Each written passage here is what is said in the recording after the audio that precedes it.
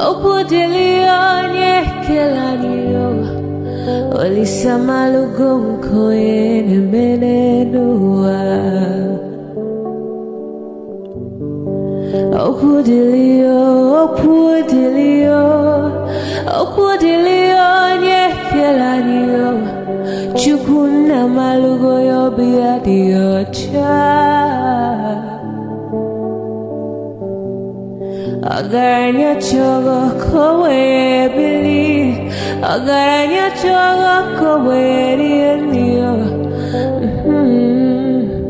Owe chuku bezie chuku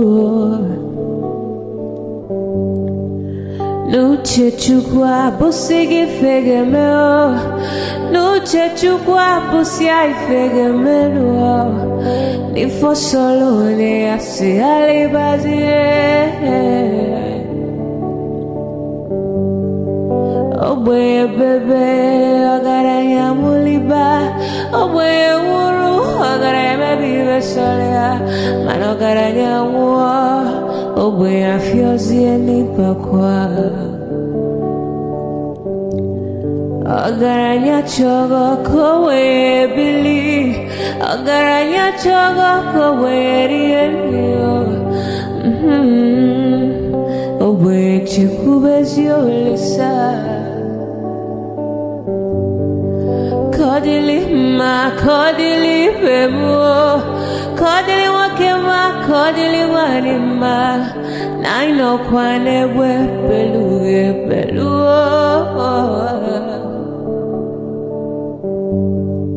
Kodili ma kodili bemo Kodili kemo kodili heyo Ibedwe me wanem Nikadiezi bohimo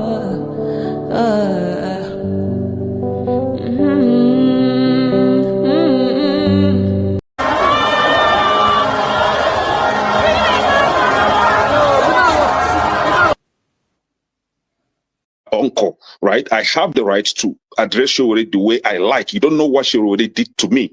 So learn to control your emotion, right? That's the only thing that I'm going to tell you. But if you don't want to control your emotion and you insult me here, I'm going to insult you 100%. Okay. You understand? You cannot insult me on a normal ground. Physically, you can't insult me, right? I will treat you like a child. If you insult me physically, I will handle you like a child. I don't care your age. Do you understand? You are powerful over the camera, so you can say whatever you want to say, but you can't yet say it to me physically. You understand? I will handle you like a kid. Can we arrest the meeting grant? Can we arrest the meeting grant? So learn to control your emotion. You understand? Okay. Learn to control your emotion. You are a rat. Please don't take.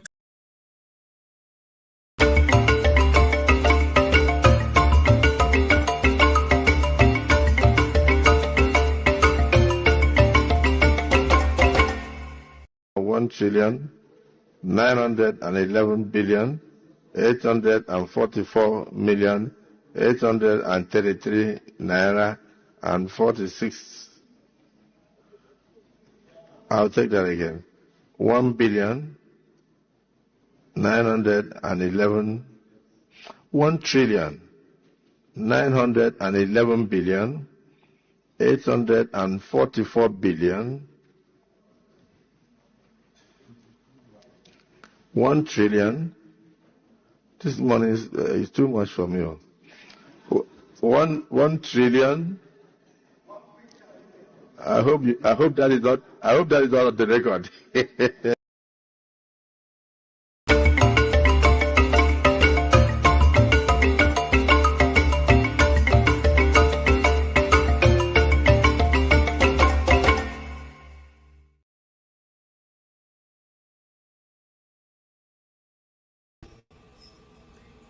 Hello, good evening out there, ladies and gentlemen. You are again welcome to the concluding part of this Sunday broadcast, coming from the stables of Dr. Damages.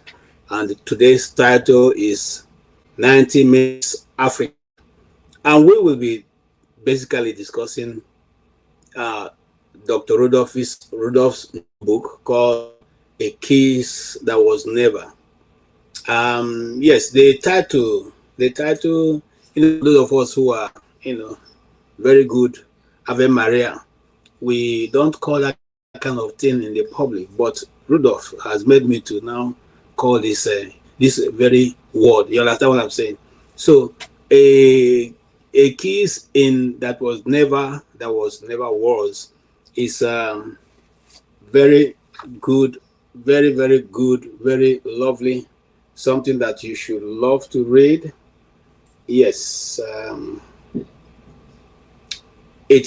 it presents a good read, entertaining, very well collected words, things that you will read and it will give you nostalgic feelings.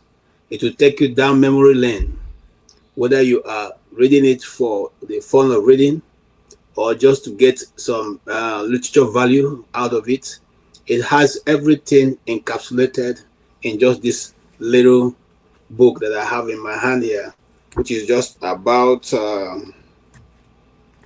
87 pages, and in it has all kinds. By the way, this was endorsed to me. It's written to KJ. Thank you for your services.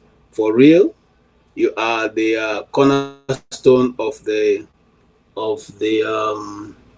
have your say. I'm grateful. With warm wishes, Rudolph. I know that haters will be saying now why that is the cornerstone. I'm the cornerstone. Take it easy because yes. So today we'll be talking about Rudolph's book.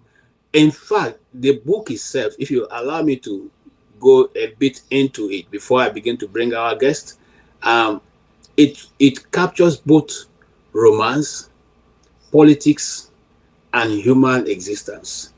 It also touches in the supernatural, in good and evil. It also touches about growing up in the suburb, in the rural area, and in the city. It takes you from that point to foreign land, places you love to visit, and places that will make your heart meh. Okay? And he also talks about, those days that we used to be in secondary school, where, of course, you have, you understand what I'm saying? I will not ignore that, but it's a good read. I would like to invite you very quickly so that we all can have a bite at this, and we'll discuss it and know exactly how you feel about it. If you have not read the book, it's okay. You can still come in. We will find a way to get you, into knowing what the book's all about. And we have been discussing this book with people like Okey Ndibe.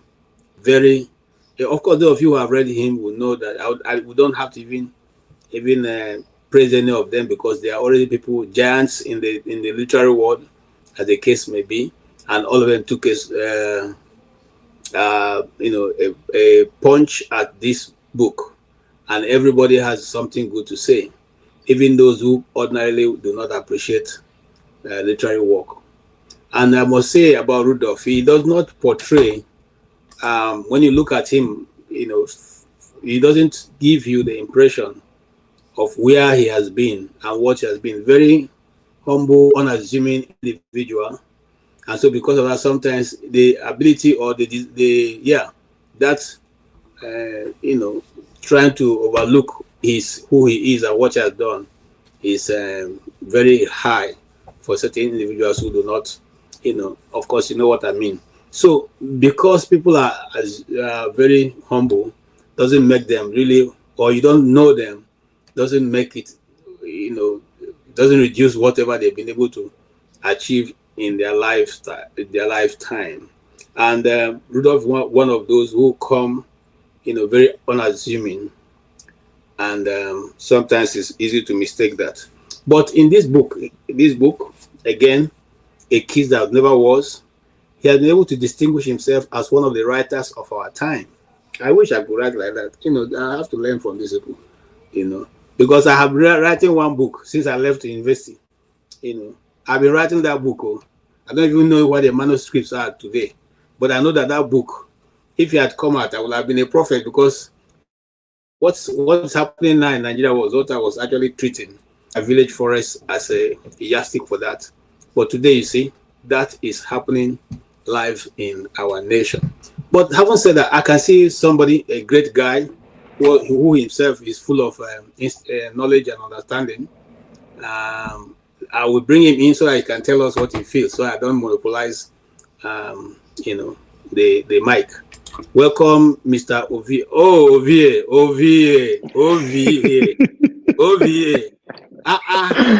Wait, bros me.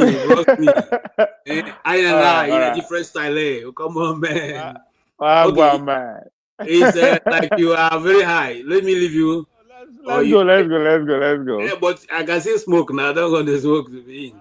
I don't nowadays. Since I put off so. Okay, great. Because I can even smell it from here. And no, go high, yo. My eyes already turning me. Okay. So you are bros me. See live jollification. Now the flanger. Wow. Allow me, I beg. Guess what? This live no balance. We don't know how the world they go again. If you wake up, we don't end tomorrow. If you when they analyze international policies, don't know how the world they go again. Now native doctors go know.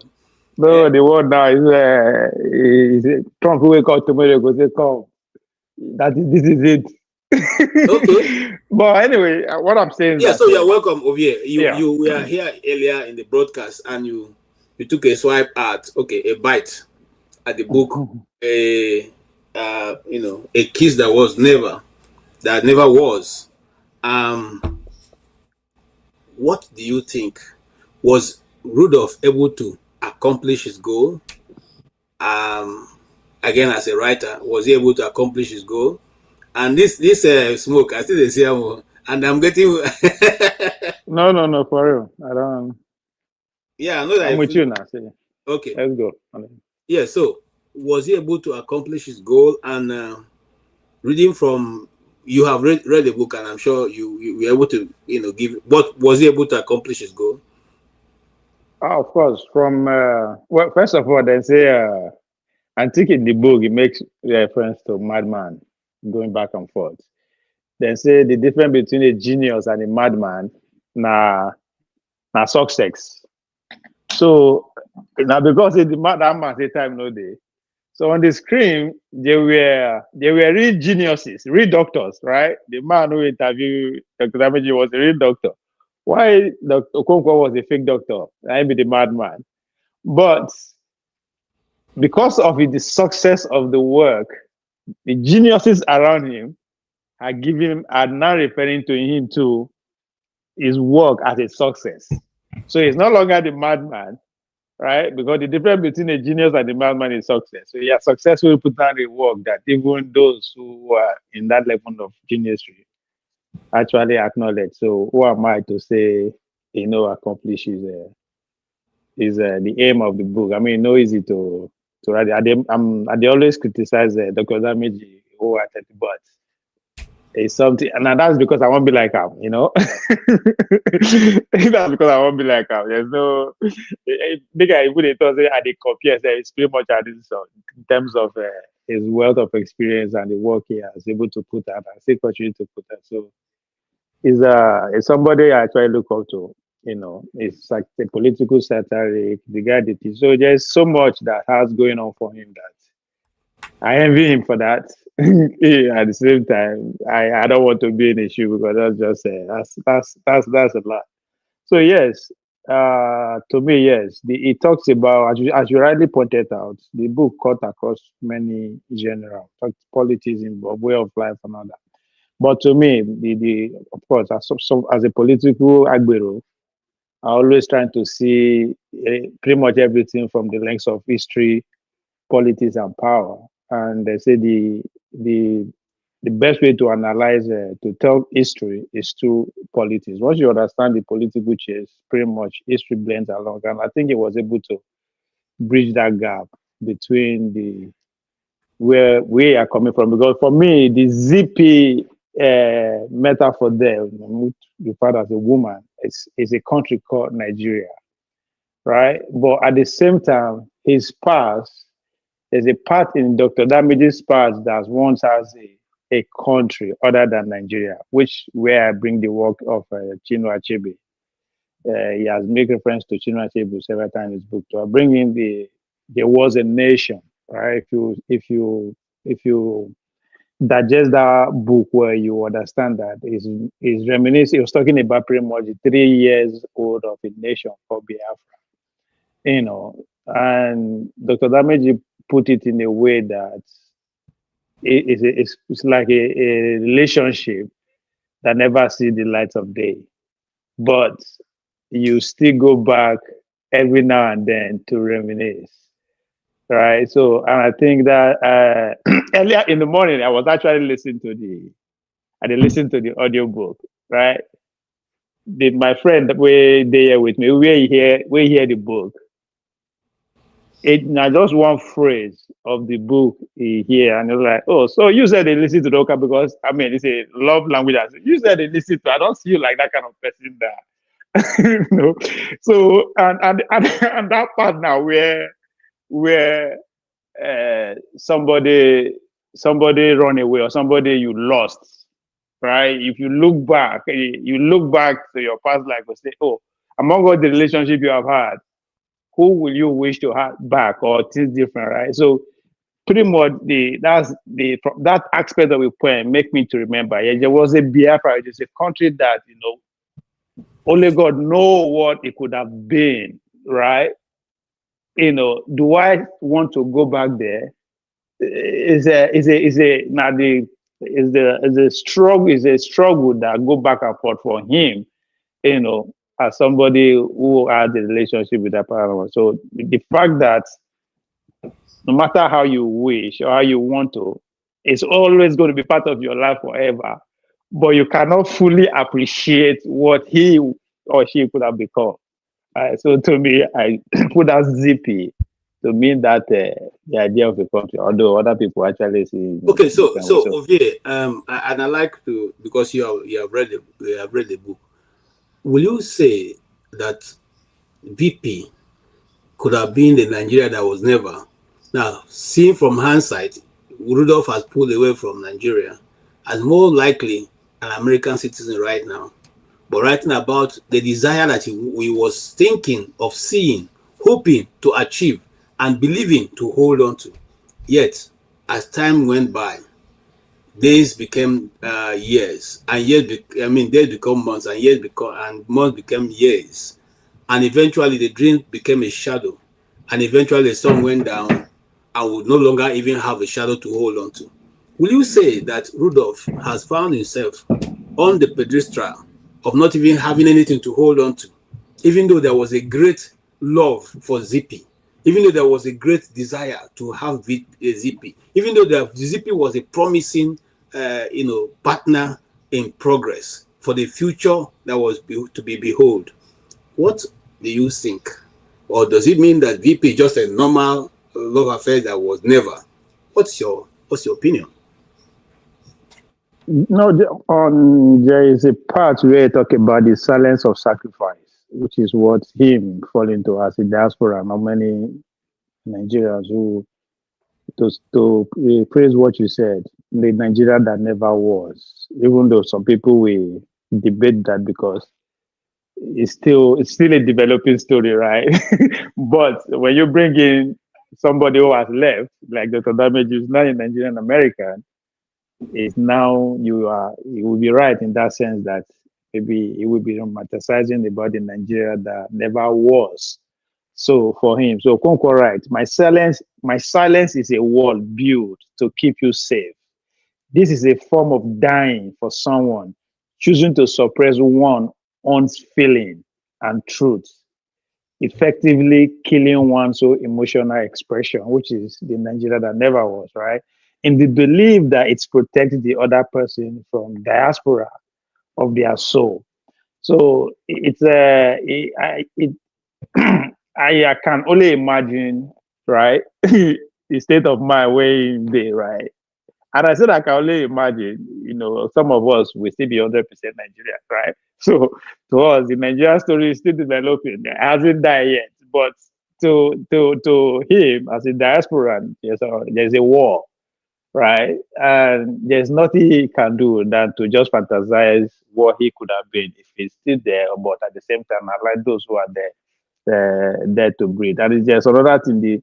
The Okonkwo also notes that the road is paved with the ghost of who we were before the ocean swallow our names.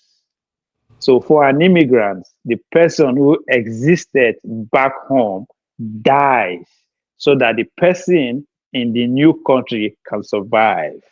So the fact that he has to come to reality. So in order for him to actually survive in this new world, that the Nigeria that you say has died, we actually has to die. And I think that's something Yeah.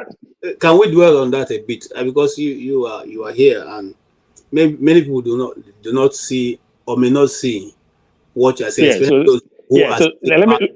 Okay, go ahead. So the question be, what does the poet, was he able to extricate what happens to an immigrant who comes into what I will have described as a wilderness? No relative, no friends, nothing. Virtually, you are dropped at the middle of the ocean.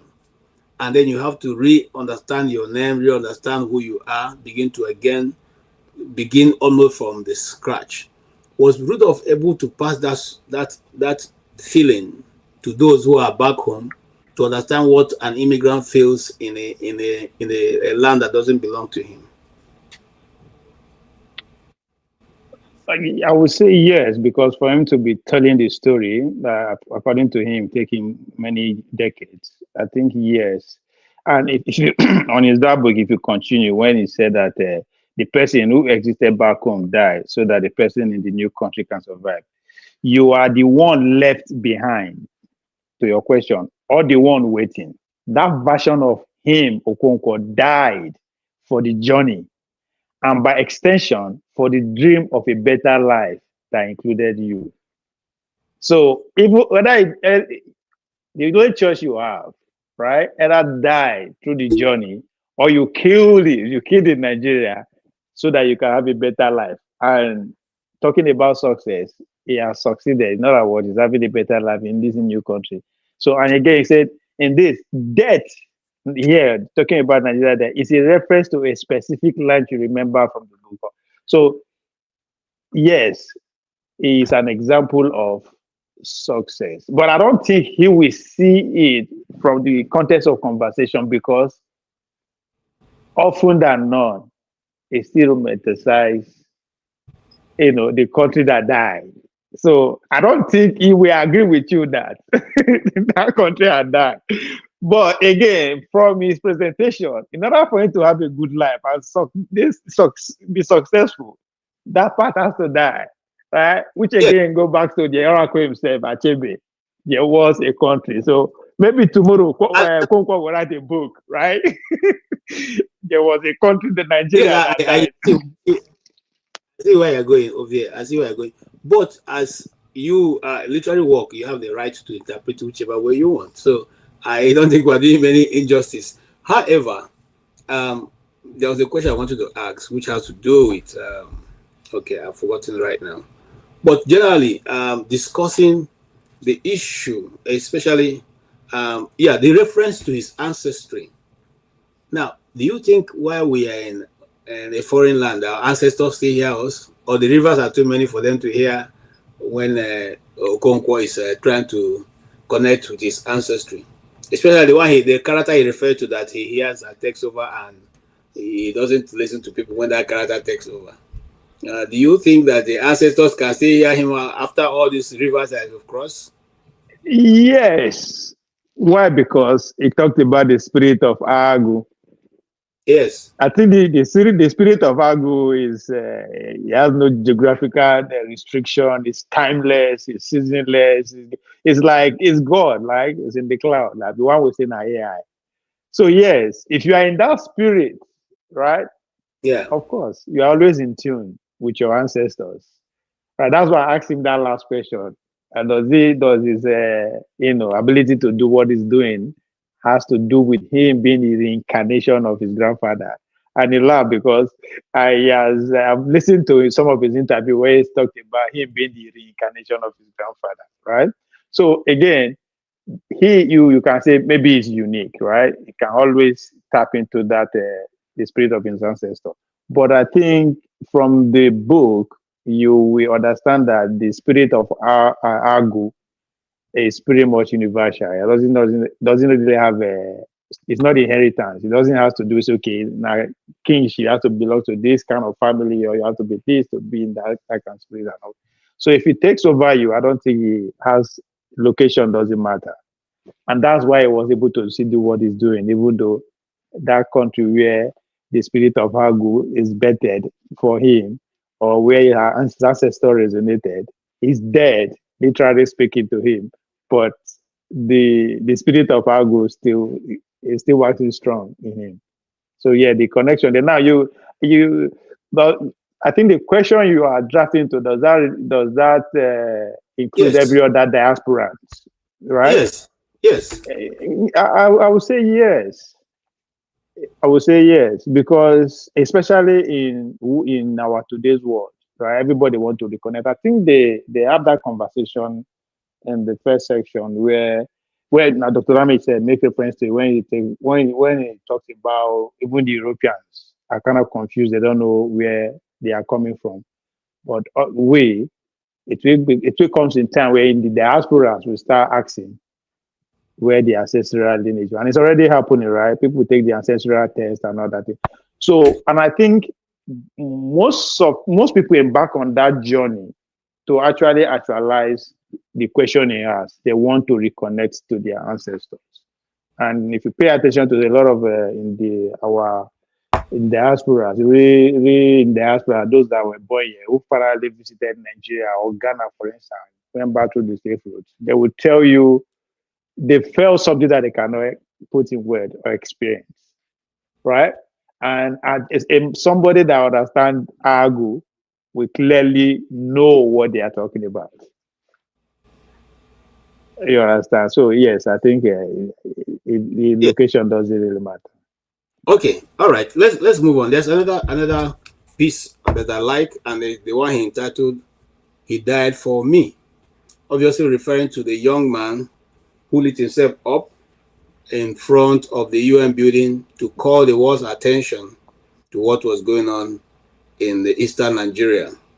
And I like the last last portion of that poem, and I'll read it out.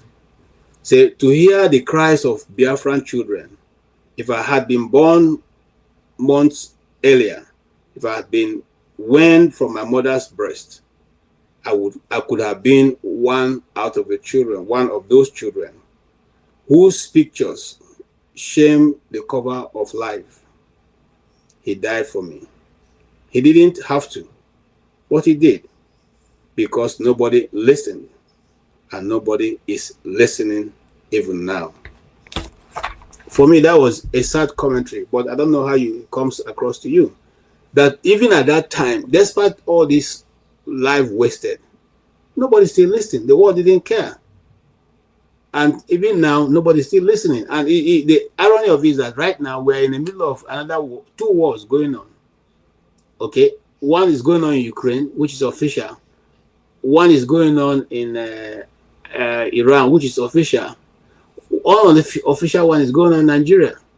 The same thing for which we fought, the same thing for which the poet is writing on.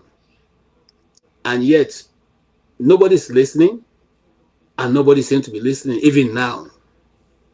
And a young man sacrificed himself, who's not a Nigerian, who's not an African, who had all his life in front of him, but yet he chose to lay it down for people who may not even recognize what he did. Because Nigeria, I'm thinking now, this is my thoughts, any sane nation would have, even now that the war is over, would have found a way to mortalize that guy. Say, this guy called our attention, but we did not listen.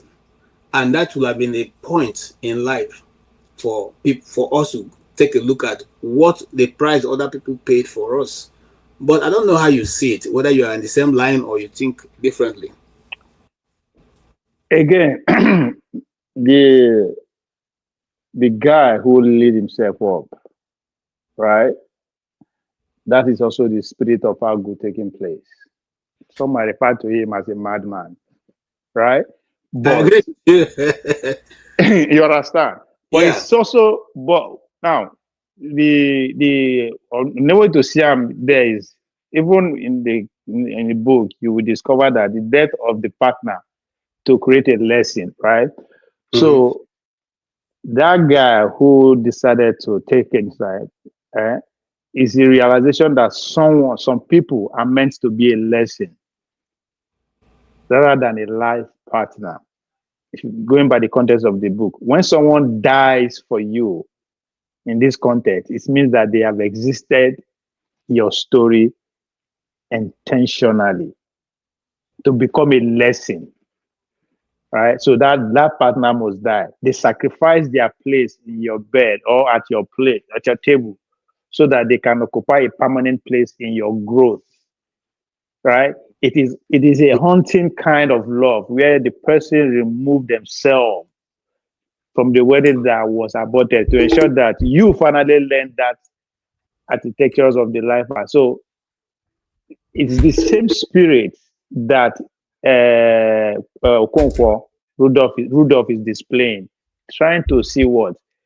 Be a lesson, bring awareness. Even though the world don't care, the spirit of Agu cares.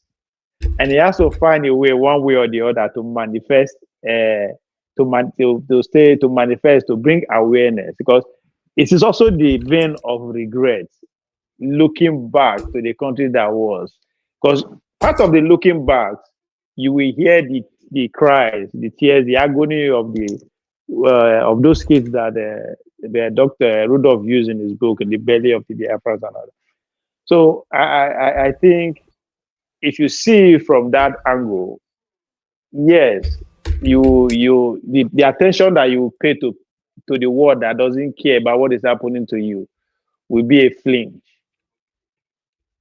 Okay, so that will not be at your own. That should not be. It will be a distraction if you keep paying attention. Well, nobody care. But you have to find a way to not connect with that your ancestral spirit, the Argo spirit.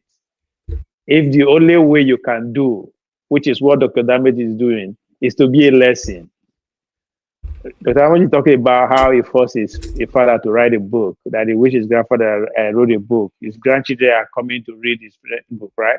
So the whole point is to make sure they are a lesson, that there was used to be a Nigeria from his diaspora perspective. There was a country from a Biafran perspective. But going forward, the people we see, just like after talking about what the young man did in the 60s, lit himself up. I know who know the story is that level, right? So again, that's the spirit of Agu coming in a different form to say, yes, even though the world no care there, as we talk about, the world no care about what is happening to the Gazians and the others. But guess what? It is all to them for you to tap into your spirit and be a lesson. You don't have to be a life partner. You don't have to be there for, but the worst that you can do is to come and go without no trace or no record of you ever being here. That means a whole generation civilization has died with you. So that is the spirit that young man display. He knows that if he go out like it, taking himself out like it, that is a very hard love to live for the people that you are speaking for, you to bring attention to, right? But guess what? It's a life lesson. It's going to be with you and your generation unborn pretty much for life. So that's the lens in which I see that. So it's kind of that in his book, he talks about regret of silence. he dies in your word, he becomes a ghost because he believes his word will only bring the despair of the soul to your doorstep. So I agree, and thank you also for that long analysis. I don't know how many of you are out there. We are waiting for people to come on and let's discuss about Rudolf book. If you are see this one a book. You no go see anybody. This is when we talk now. We see when we are among your equals, you know the difference. and so you guys, you can now see. I thought those are other people who they know how to. They should be They here. did there. They hear you. They did there. What you want me to talk? When they talk, Obi no go win. I be Fulani they kill. Now they say na IPOP now they sponsor terrorists now. So if they say that will be the topic now, the studio go food. Okay, so now they will come here. They insult my governor. Okay, I want to again thank you for what you're doing. I really appreciate your paying attention to these details. Now he quoted something that he said is the cross of his writing. In other words, the cornerstone of what he had put together, which is what I want to read out to you. He said, a poet who looks back becomes a madman. And he went ahead to say, whereas a madman who looks forward becomes a poet. Now, I want to ask, what has Igbo people got to do with madmen? Because you notice that the other day, Peter Obi said he got his advice from madmen. So, now, my dear brother, the spirit of Agu. The spirit of Agu. He said that madmen who look forward will become poets, and then a poet who looks for backward will become madman. So help me understand, what is this about madness going on around the East? You see that analogy. It fits to Nigeria. Naija doesn't believe in history. It doesn't believe in looking back. If they look back, I don't come and fight you because it's not on set now. I won't bring them up. Okay. I won't bring them up. So on a more serious note, no. I know when I know between I won't insult him. He doesn't really believe looking back and all those kind of things. So he will look at you as if you don't know what you are doing. That's no. We have to build our military. No. But again, when in the future, that thing where you tell him about the past that makes you seem like a madman to him, he will not say, "Oh, you were right. So you are now a prophet." Mm-hmm. You see where Dr. Ameji is coming from there, right? Of course, if you look back, just what Obi was doing, you look back to the advert he got in the past, which is pretty much looking back. And he got it from a madman. He got it from a madman. But that man they had the same spirit, the spirit of Agu. Okay. If Obi no get spirit of Agu, he will not be able to see through that man. Understanding. You understand? I understand. So if Obi become president today and actually put that madman advice to use, what does that madman becomes now? A poet. Becomes a wise man. That's it. I agree with you. We just need to dissect it because when I saw that writing being put together, I said, "Oh, come on, Rudolf is operating from another realm, which I'm here to understand." Because not a lot of people take notice of people who are not doing well in society, talk less of a mad person. But here he's saying, just like the Igbo adage that if a child washes his hand properly, he will eat with the elders. Here he's saying that a madman, irrespective of what you think about him, at another fora will become a wise man, will become a poet. Okay? But a poet, a same man who does not think properly, who cannot articulate and know what is good for a society, will go ahead and become the problem of that society, becoming a mad person. And I think that is what is applying right now in our society, because you will have thought that those who are in governance know the right thing to do. But are they not now all behaving like mad people? Because when you are sitting in the place of authority with the armed forces at your beck and call, the resources of the country at your beck and call, and yet you cannot provide simple leadership, simple. Yes, are you now not acting as a madman? So I agree with Rudolf here. on that framing, which is very, very, very, very interesting. I don't know if you have anything to add before I bring gentleman that is behind. Bring at me. All right. See. Now comes Tony. Tony, you're welcome. And Tony is also one of the... Now only real intellectuals he come. No be. Yes. No be. He has gone through the book cover to cover. So the book is not strange to him. He has a good understanding of it. And he was here earlier, when he was able to match the PhDs and the professors, footstep by footstep, as the house I would say, fiscal. Face to face.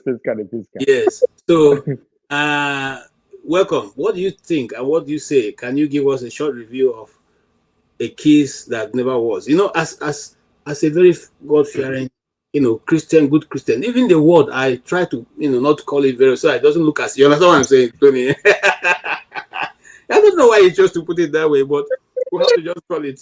So, okay, go ahead, sir. Greetings, KJ. Ovie, now I believe say sometimes to smoking go they help. Yeah, so don't be sometimes all the time. So I give you out of my heart for you, for framing the views the way you did. So thank you. It was interesting, because you if you are trying to containerize that book in the context we see it, then you won't have that would be just a bad eye view of the what this is all about, because you can, if you extrapolate it, you would see that it will resonate with almost everybody, in terms of what Rudolf was saying there, from the beginning to the end. But let me tell you something that Rudolf said that that I also agree with. Before the Civil War in my town, there was a madman, very, very popular. He was going around the town shouting, "On the number matches, on the number matches, on the number matches." So what he was seeing something that the rest other people who are saying, including the professors and so on, didn't see. But that was the madman. And what he was saying, he was warning that there's something ominous that is coming. There's something ominous that is coming. There's a dangerous, sign that I'm seeing. But of course, everybody saw him as a mad person. And as a talk of a bad man. Yes. They saw him as a mad person until, what he was saying dawned on my people in the morning of October 5 and October 6, 1967. That was when some people now started, recollecting that, this guy, had gone saying these things and nobody gave heed to what he was saying. So, so there's some relativity in what is it? Dr. Damages was saying, because in this context, who is mad? Who is really mad? All of us are mad, but he is the only one that is sane. So I think it captures that same scenario that he's trying to paint, But beyond all that, I think that the book, the way it is presented, is presented in a very readable, simple fashion, even though it's a deviation from his usual style. But you can see that there are nuggets of truth that you can pick from that. You see how the breakdown, if you listen to the breakdown and everybody looked at it and, took, different aspects of it and looked at it. For instance, like the agu, in my place, there's something they call inoago. There's a way you'll be behaving. I asked Rudolf that question, but maybe he forgot to answer it. There's a way somebody will be behaving. They will say, now his grandfather, now he be his ago. That means because there are certain features that they see and behavioral patterns and traits that they see in him that reflects his grandfather. Okay? So if he has a peculiar character or characteristics that he exhibits, they will look at him and say, this is so that's why I asked Dr. Damages, in Igbo cosmology, is there a relationship between reincarnation and agu? you know, because the way it is presented is as if it can come upon you and you begin to, say certain things or behave in a particular way. But there's also the other aspect where you see someone who is almost like a carbon copy of his grandfather or great-great-grandfather or great-great-grandmother or something like that. And you're wondering, I've heard my mom say, to one of my, in fact, my immediate younger brother, who, who is here, is a doctor, my mother would look at him the way he behaves and certain things that he does. He would say, this is my uncle, reincarnate. This is my uncle. Because he behaves, there are certain patterns of behavior that she sees that say, this cannot be by accident. This is him.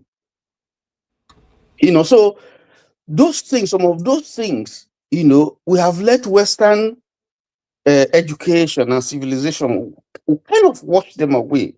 That today, we now think that we know better than our people who for years lived. They didn't have to go through all this medical examination and things that they had their own way of doing things. They had their technology and it was working for them. It may not reflect the Western pattern, that we see today, but there are quite a lot of things that we're doing that we have lost, that we are still trying to. I mean, the world is now going back to the basics. They're going back, to handmade things that, and so on and so forth. And they still appreciate those things that are actually down to earth, not some of the things that we see in the world today. If you take arts, for instance, African art, take the Bini mask, take Jiboku, or North culture, or poetry from the north. Now you wonder what kind of technology did they have that they make it so fast, so this way that the woman would steal it and would not want to return it. Because you can't steal something that is not good now.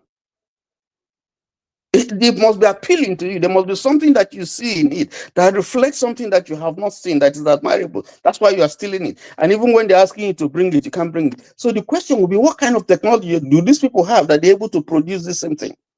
Maybe simple technology, but it works.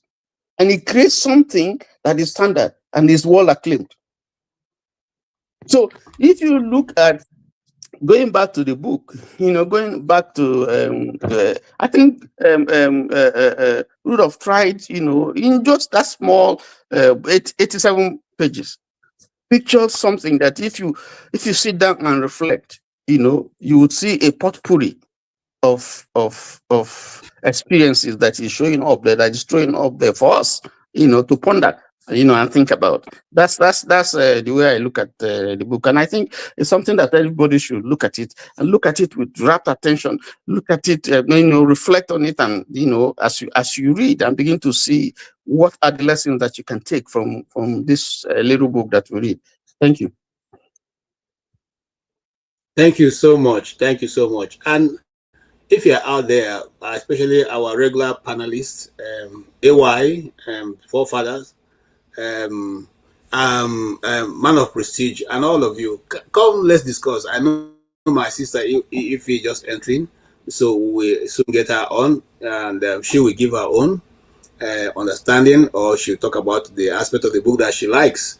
Ify, you are welcome. Ify, welcome Ify, I'm not happy to with this you special panel.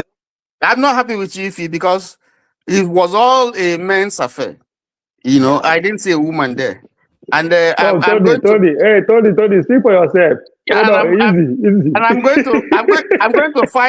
going to fight Dr. Damages, because he didn't tell me that he was going to bring me among such learned gurus and so on and so forth and make me he didn't tell me. Coming down. I would have run away. But I thought it'd be coming down. Tinubu is the president. We don't know what 2027 will bring. Trump. So I'm in the midst of two lions. I'm dealing with Trump here. I'm dealing with Tinubu over there. And both of their names start with T. So there is no way out. I can't go to Nigeria. That place is even worse. Here, please, I beg. I gotta go work and make some money. I want an Africa. If you are still able to make money, then all is well. Well, it's almost Yeah, so even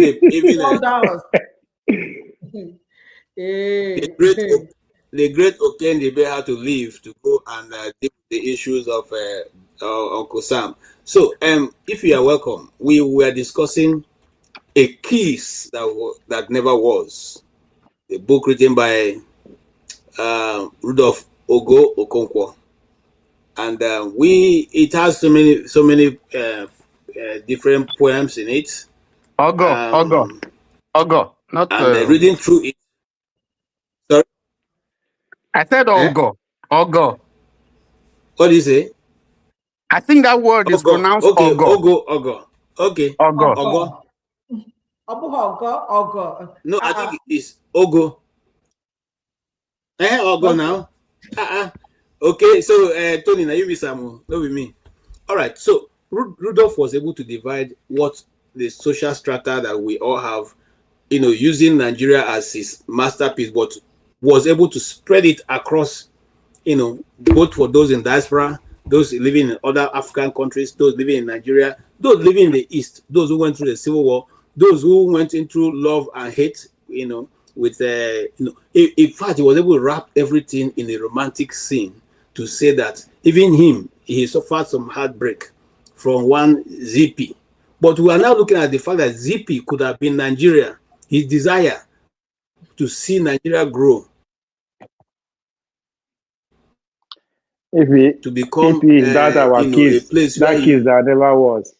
You can run and call home. Yes. So the more you're running to Nigeria, the more Nigeria is running away from you. Did he talk about the corruption? Is that what he yes, said? It all encapsulates everything. Yes. So what's your own take on Rudolf Okonkwo's A Kiss That Never Was? I didn't see the book. I didn't see the book. I know he wrote a book. Okay. Oh, you didn't? And I would like to, let me see how big it is. Less than 100. Less than 100. Yeah. 87 pages. Okay. I would like to read the book. I did not read the book. I know he wrote a book, and I didn't hear anything again about the book. And he mentioned your name there, so you better read, go and find the book. My name? Yes. Yes.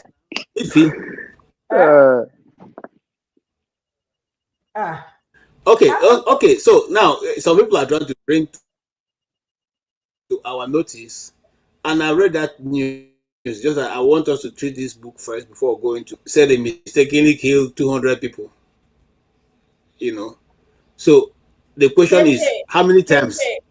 KJ, your network, I don't know whether you're on band 0 or band -1. I mean, your network. This one, that's Tinubu's network. I don't know what's happening though. I'm surprised. Okay, can you hear me now? We can hear you, but it freezes, on and off. I don't understand though. Go ahead. We can hear you. Just breaks once in a while, but go ahead. Yeah. Okay, let me just in case it goes again, let me bring in CM so that even if it breaks again, people can go on discussing before, But here is the news. Now let people where they read book, now you go pick you up.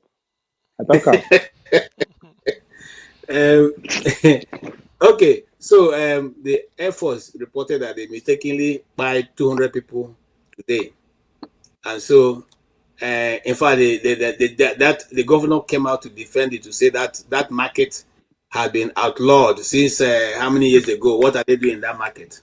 Anyway, that's a different topic. Let's conclude with Rudolph. You are trying to bring them up a bit. That's good. Yeah. So now, but CF is an intellectual. Something.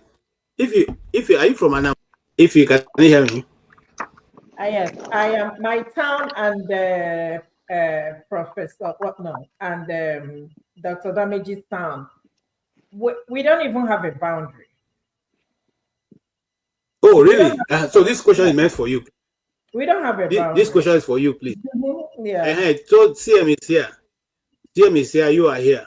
what does Anambra people have to do with mad people, madmen, getting advice from madmen? Because here, in his book, and I read it to you, he says a poet who looks back becomes a madman, whereas a madman who looks forward becomes a poet. And the last time we were talking to P2B, he said he got the idea from a madman. Now, Rudolf talking to us now, he said a madman who looks back in his place is now becomes a wise man. What is the issue? Is there a correlation between somebody who is not thinking well vis-a-vis being able to okay, can you expand on that, please? CM can do that more. Okay, all right, okay. CM, go ahead. No. The business in there with him. Go and do this. I agree. Anyway, that is side talk. It's not for. It's just side talk. It's side talk. It's accidental discharge. Good evening, everybody. I'll forget on the public, huh? Good evening, Oviena, you, Jare. Good evening, everybody. I wish you people well. Nah, but you get as they go to talk this thing. Maybe I go talk and Fibo translate. Nah, KJ, go na gane si ekwe na nani Rudolf de la Okwo. Enwete me a copy. How we go to talk am? Say our father, our Baba Rudolf wrote a book. Even to Korea one with his signature sent to me as passe na CM. Make you are regular. See, as I say, you are regular. I for sure na my book. There are more books in my house than a grain of rice. To be honest, I'm telling you, under bed, everywhere. Then some stuff I don't even know where. So which how I go they talk am? No, me and Rudolf. On Amazon? Yeah, it's on Amazon, yes. What's the title of the book? Are they A Kid That Never Was. Are the one where the signature the one where the signature of the author go there for beginning page. Right. Nah, they like. Yes. I go no, sir, I don't arrive. I have the book of having it authored by Rudolf himself. Okay, Rudolf signature there your own. Of course, I'll be simple. I'll be simple. Community. Even KJ then get copies. Of course. Me and Rudolf go. Then we share that one. I go deal with. In England, there's a way people behave there. We don't know, So it's you understand what I'm saying? No be we give on independence. Which one you they talk like this? No, that was America. That was many years ago. Anyway, thing is that I wanted to congratulate Rudolf. He's done very well. The thing is, Rudolf is from Nobi, and they say Nobi is the spiritual. Is that the spiritual head? It's not the headquarters of Idemili. North. I've been to Nobi twice. What you go find there? Now, what for you? I go find why we were talking about the Idemili spirit here. Is that the reason why? Okay, yeah. Yes, yes. Because the bill I said Idemili is blessed with writers. Even in Newi too, there's one popular writer in those days. Almost we thought he go rival Chinua Achebe called Obi Ebuna. Obi Ebuna is from Ozobolo, not in Newi, but the guy wrote. He wrote something, one of his books, he said he see one beautiful lady by the sea. He said after seeing this lady, don't want to see anybody again, making eye blind so that it will not be, that lady will be the last. This poet, sometimes then they craze, but that is by the way, that if you see a poet, that is always, you can't be normal and be a poet. No, that is, you should go and know that one. You can't be normal. It's the spirit of Agu. They everybody. So either that the thing go just be like, say, you inherited a trait. Achebe inherited storytelling. The greatest poet we have then in Africa called the Chris Okigbo. Is that not? Yes, Chris Okigbo, the one that died during the Pius Okigbo. No, the junior brother, Pius Okigbo, the economist. Chris Okigbo. Ask anybody, yes, na him be Yeah. the poet. Na him be the poet. Biafran war finish in the Igbo. Not only material, but human race. Where we look at that brain. In poem today, then they read them for Harvard now. Anyway, why I wanted to congratulate Rudolf. He's doing the right thing. Because a society where get writers is virtually dead. To be honest, science, yes, looks to the future, innovation, everything. You changes, they prove something today, tomorrow. One mad scientist go just say na one condition make am work that way. If you change it, go work, you go alter it. I go start afresh. Like the research they did before, they say coffee na poison. People can run, later they can revise them. Redo research again, say coffee is good for health. Now people begin rush coffee again. Countries like Ethiopia and Kenya and Brazil, where they go coffee, they start making their money. So what Rudolf is doing as an artist or this thing, I congratulate him. He's doing it. He's doing his bit. But I don't know. I've not read the book. I don't know he could write books of poetry. I mean, sorry. His book I read was This American Life Safe. I read that one. It's full of wheat. It's full of wheat. For people who never go US, it's supposed to read them before you board plane. There's a bit of that. There's a bit of that too in this one. Okay, so so when I read that American Life Safe, in fact, I said, thank God I never step into US before reading this thing, so that anytime I shot you go there, I go read them. I they remind myself, say I know one. Anyway, I don't mature to come misrude. So the thing is this. I like Rudolph's idea. He's quite creative and then doing this.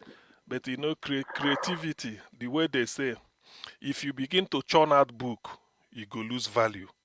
That's what I learned for a writer. It takes some people years to produce a creative work. Yeah, this one, he said it took him 30 years. Sorry, Tim. He said it took him 30 years to write this one.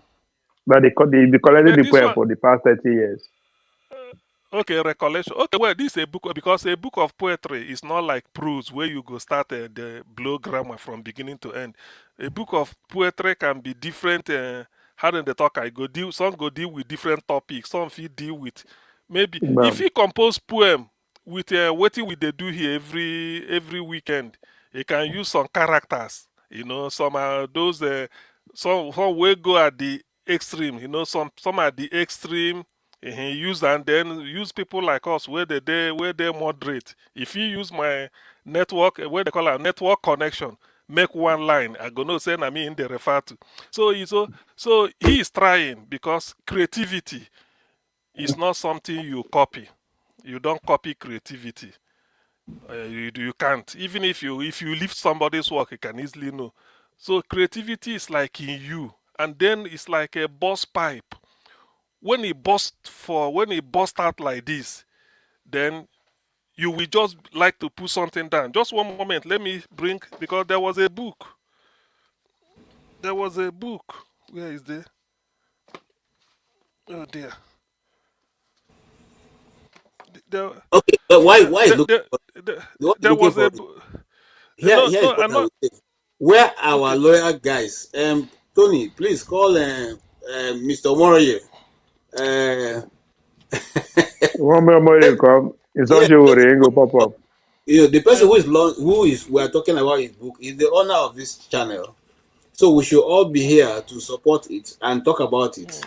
And then if you have not bought it, just like if he is researching now to put an order for it, place your order so that you also can have the book. Let us promote Rudolf. He has done something great. And it's not expensive. It's not expensive at all. I know that every money is money, but it's not expensive. If you buy for candles, like $10. So let's support him, and then let's discuss it. It would have been more lively if we had many more people who don't read them. Yeah. I'm surprised that now when I make mistake, CM no reader.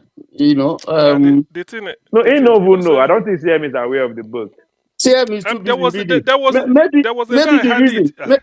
Maybe the reason is that you see, Dr. Damage is no say your bedroom everywhere, your bed, your ground, everything. You dream book. It's true. It's true.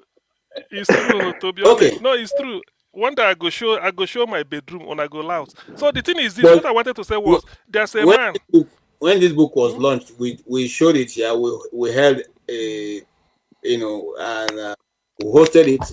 We talked about it. So that day, where is Tokwe? Tokwe, if you are hearing me, please come in. Tokwe was the one who even placed orders for a lot of people, on the book itself. Yeah. So we had two broadcasts on this. So, but having said that, let's move on. Why CM trying to start yourself? It's just $9. I may not be able to.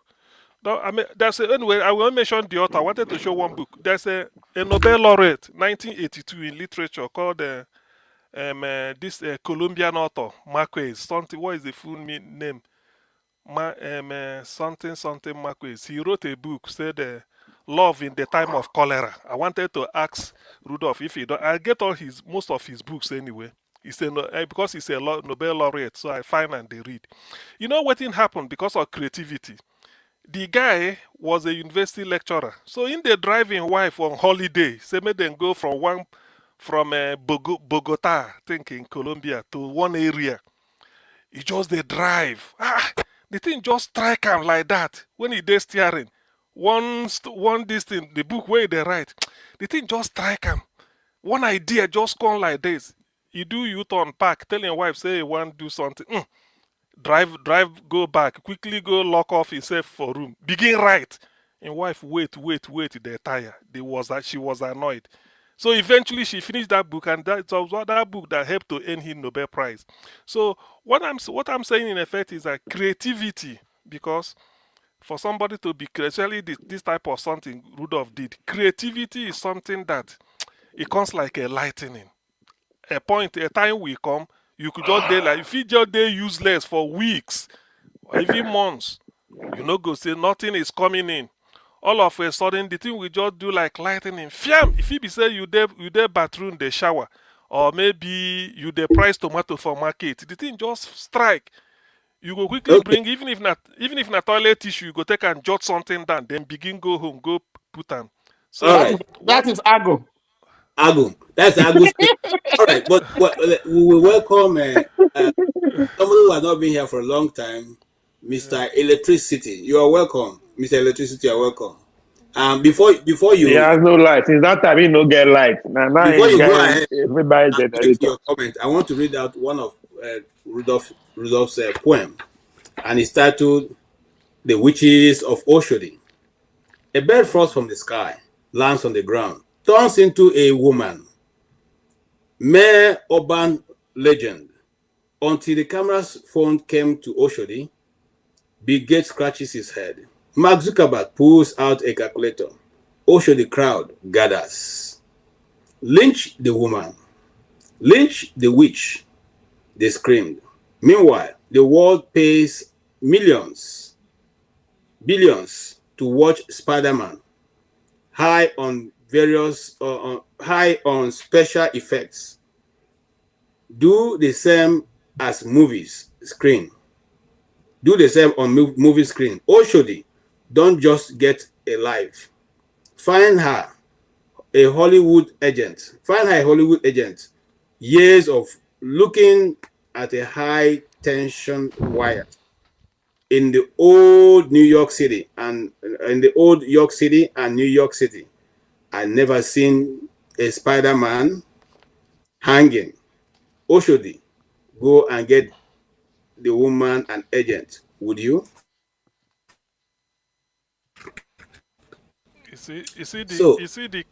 Rudolf was trying to capture what happens. They live in African culture where people fly at night. Both those who fly and land on rooftop and those about that. Let us welcome Mr. Electricity. Good morning, good afternoon, good evening. Happy New Year to everyone that I've not said Happy New Year. I was just passing by, nothing. It's good you came. Stop by Electricity. Electricity. Happy New Year in April. Yeah, that's what I'm saying. I've not seen you. I've not spoken to you for 3 years now, if I'm correct. Hey. Wow. You have to bring Obi, happy New Year to everyone. Electricity no get light. All this why. Now, he go in neighbor house. I thought I better pass my neighbor. What we go do again? I thought I'd be witchcraft. The poet, Mr. Rudolf Okonkwo, is saying that we should be happy to showcase the level of Hollywood that we have, which is not being portrayed, and that these people who do these things can become superstars instead of performing their actions in our communities and villages and suburbs. They should go. This thing should be recorded and put on this thing and marketed so that these people can make some life. Do you agree with him? Because these are the things that people are showing us. When they're having their Hollywood celebration, I say Hollywood Halloween celebration, is that not a form of witchcraft? So if they can celebrate their own and use their marketing tools, is it wrong if we begin to market women who fly on brooms or men also? Harry Potter flew on broom, so I mean Harry Potter and the Wizard of whatever it is. So there's nothing wrong. It's marketing. We can showcase our own talents. There's no restriction to that. I mean, I think it's already been done. I mean, Nigerian comedians and everybody doing what they have to do on YouTube, TikTok, Instagram, and everything. So it has helped people to discover their talents. Some people that don't know that they have such talents. So I was watching a Nigerian comedy on Tom and Jerry, the two guys acting as Tom and Jerry, and it was interesting, honestly speaking. Very, very humorous, very sense of humor. So I mean, we should showcase ourselves as much as we can.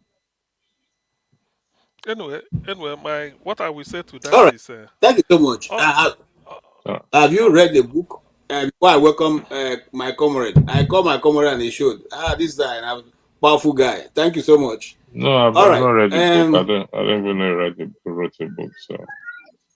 Oh, okay. He wrote a book called. Can I just have 1 minute? I'm shocked somewhere because you mentioned my name. I decided to come up. Apart from the eulogy, apart from the praises, can we set one day aside to launch this book so that we can make a meaningful contribution to encourage the Rudolf? This is my 1 cent contribution. Let's do a special session for the launch of this book. We will donate immensely towards this project as a way of encouraging him. It's good to say it's good to do this. The eulogy is fine. The praises are fine. We can applaud him the way we can. But resources in any enterprise is like blood in the body. The body will die without blood. So any project without resources will die a natural death. So let's set a day aside for a special section to launch this book so that we can donate meaningfully towards this project. This is my humble opinion. Okay. Thank you. I appreciate that. We'll discuss that with him. Once he approves that, we'll go ahead. Yeah.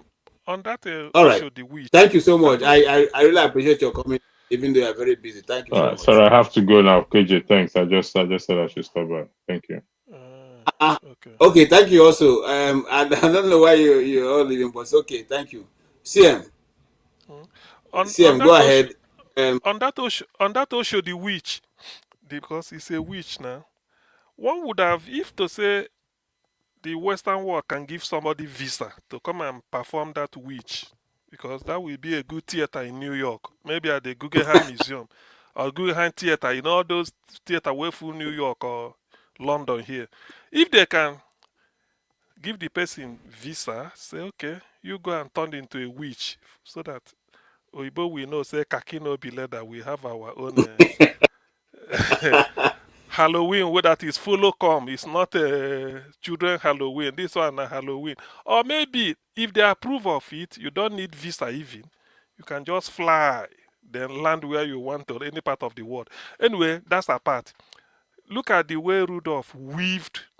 But the line I would have loved to Mark Zuckerberg and why Is it because when you mention Zuckerberg, I will be thinking in terms of Facebook and money, and then what other American did he mention? So, is it that it's a good something to make money from? Is that what he's trying to bring in there? Because poet, it's like a poet is a madman, sort of. Any poet must be somehow, because there's a way you can't read a line without pausing and then explaining it and relating it, the meaning. There's not poem. That's why they say you campaign in prose and govern in poetry. You can speak prose. You campaign, take and they promise, like Tinubu is doing. When you sit down to govern, say it's like writing poem. You can write 2 lines only in 1 month. It never mean anything. You go to coordinate. So, to me, I'm trying to see the connection or the link. He can explain it because that is part of poetry. Yes, Oshodi, something fell and then turned into a woman. If you're in Nigeria, it's common, you can hear it. But when you bring in a Mark Zuckerberg, that is in another line, in the same poem. There must be something he wants to use it to explain. Mark Zuckerberg, what comes to mind is creativity. He created Facebook, and they make millions. They reach the entire world. It's like a communicate with there. Can the witch, the thing that turned into this and communicate? I don't know. Or if you look at Mark Zuckerberg in terms of how much he get, with that incident at Oshodi, yield billions or millions. Something like that is why poetry is not for everybody. If you write it and you write it well, the world will know you, and then they can Yes, always yeah. refer to. Yes, please. I think he connected it with Hollywood and stuff like that, where Okay. there's so much that comes out of Hollywood, and people are rushing to view it. When in fact, this kind of thing with this scenario would easily beat Hollywood.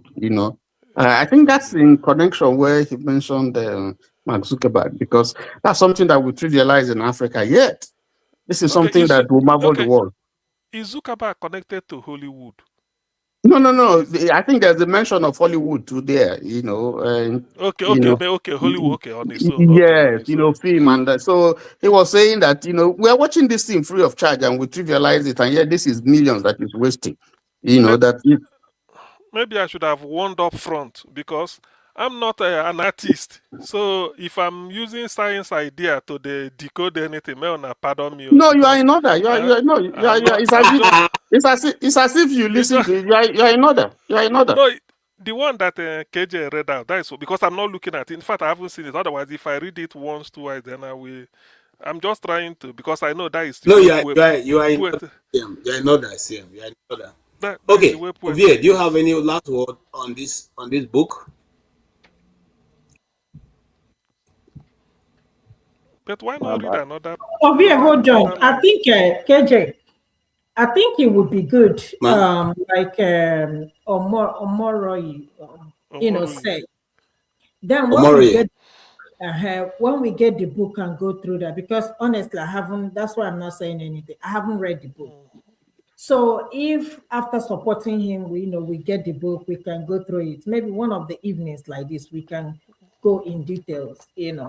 I'm just talking about myself. I don't know if there is any other person. Did you read the book, Ovie? Yes. Okay. Ovie, don't do review now. Ovie, here say you do professorial review for Rudolf. You try you. I didn't know. Be like saying that when you're high now. Be like saying that when you're high now, you they get idea.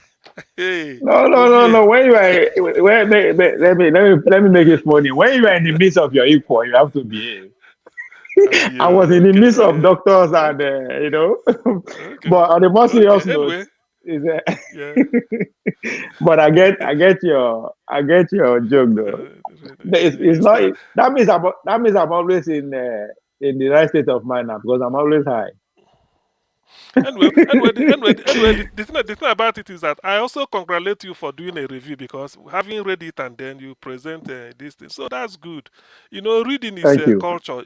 If you get reading culture every day, even if in an old newspaper, You go like to see one any day. If you catch the bug, it go be like somebody who is on hard drug or cocaine. So if you never take me, they do me. I must look at a book every day. Not say I go read from beginning, but even in the one where I don't read before, I go just open them, then look something, then keep again. So it's like reading is a culture, and I congratulate Rudolf for from his Yeah. pen Oh, more will still come yeah. out. Let him continue writing. We need Yeah. writers.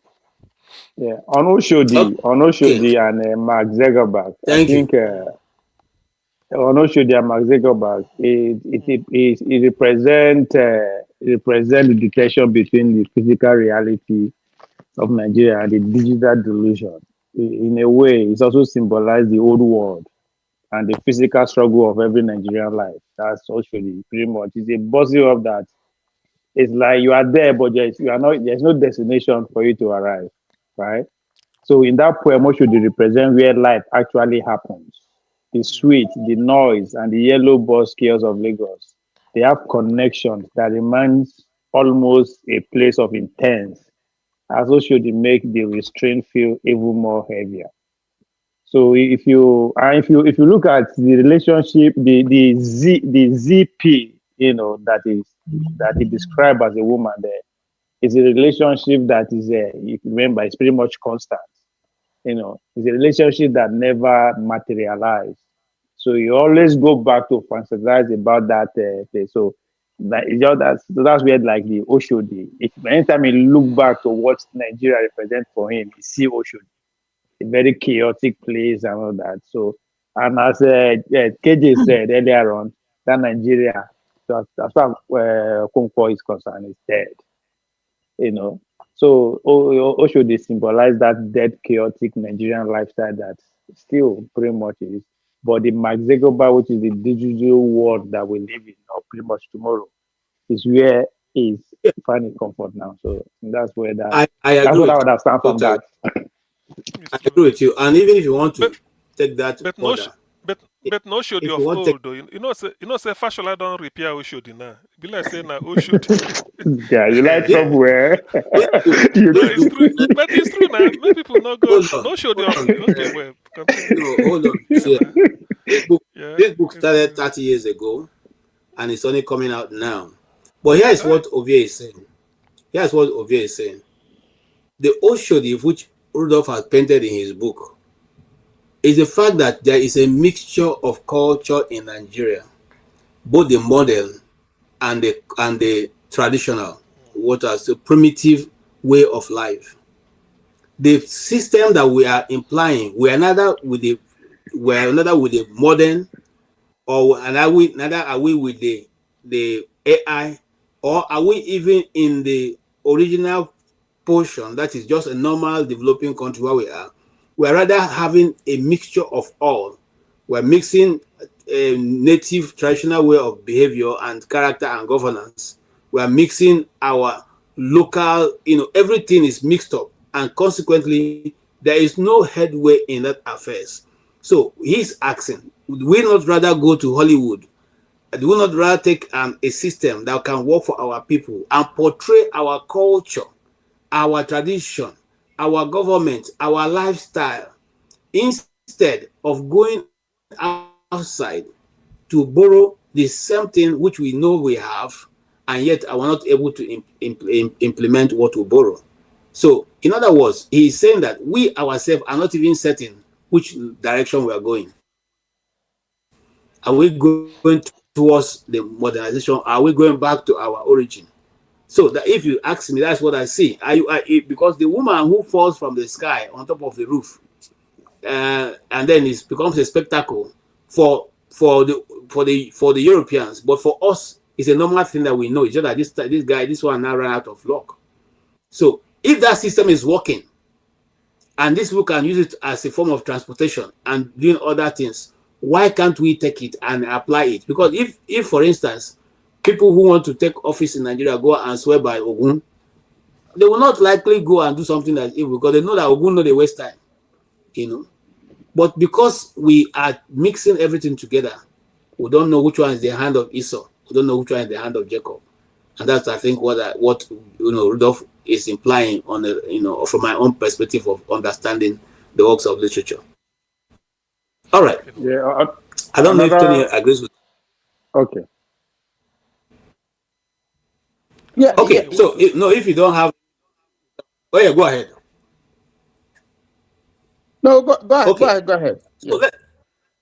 So let's make progress.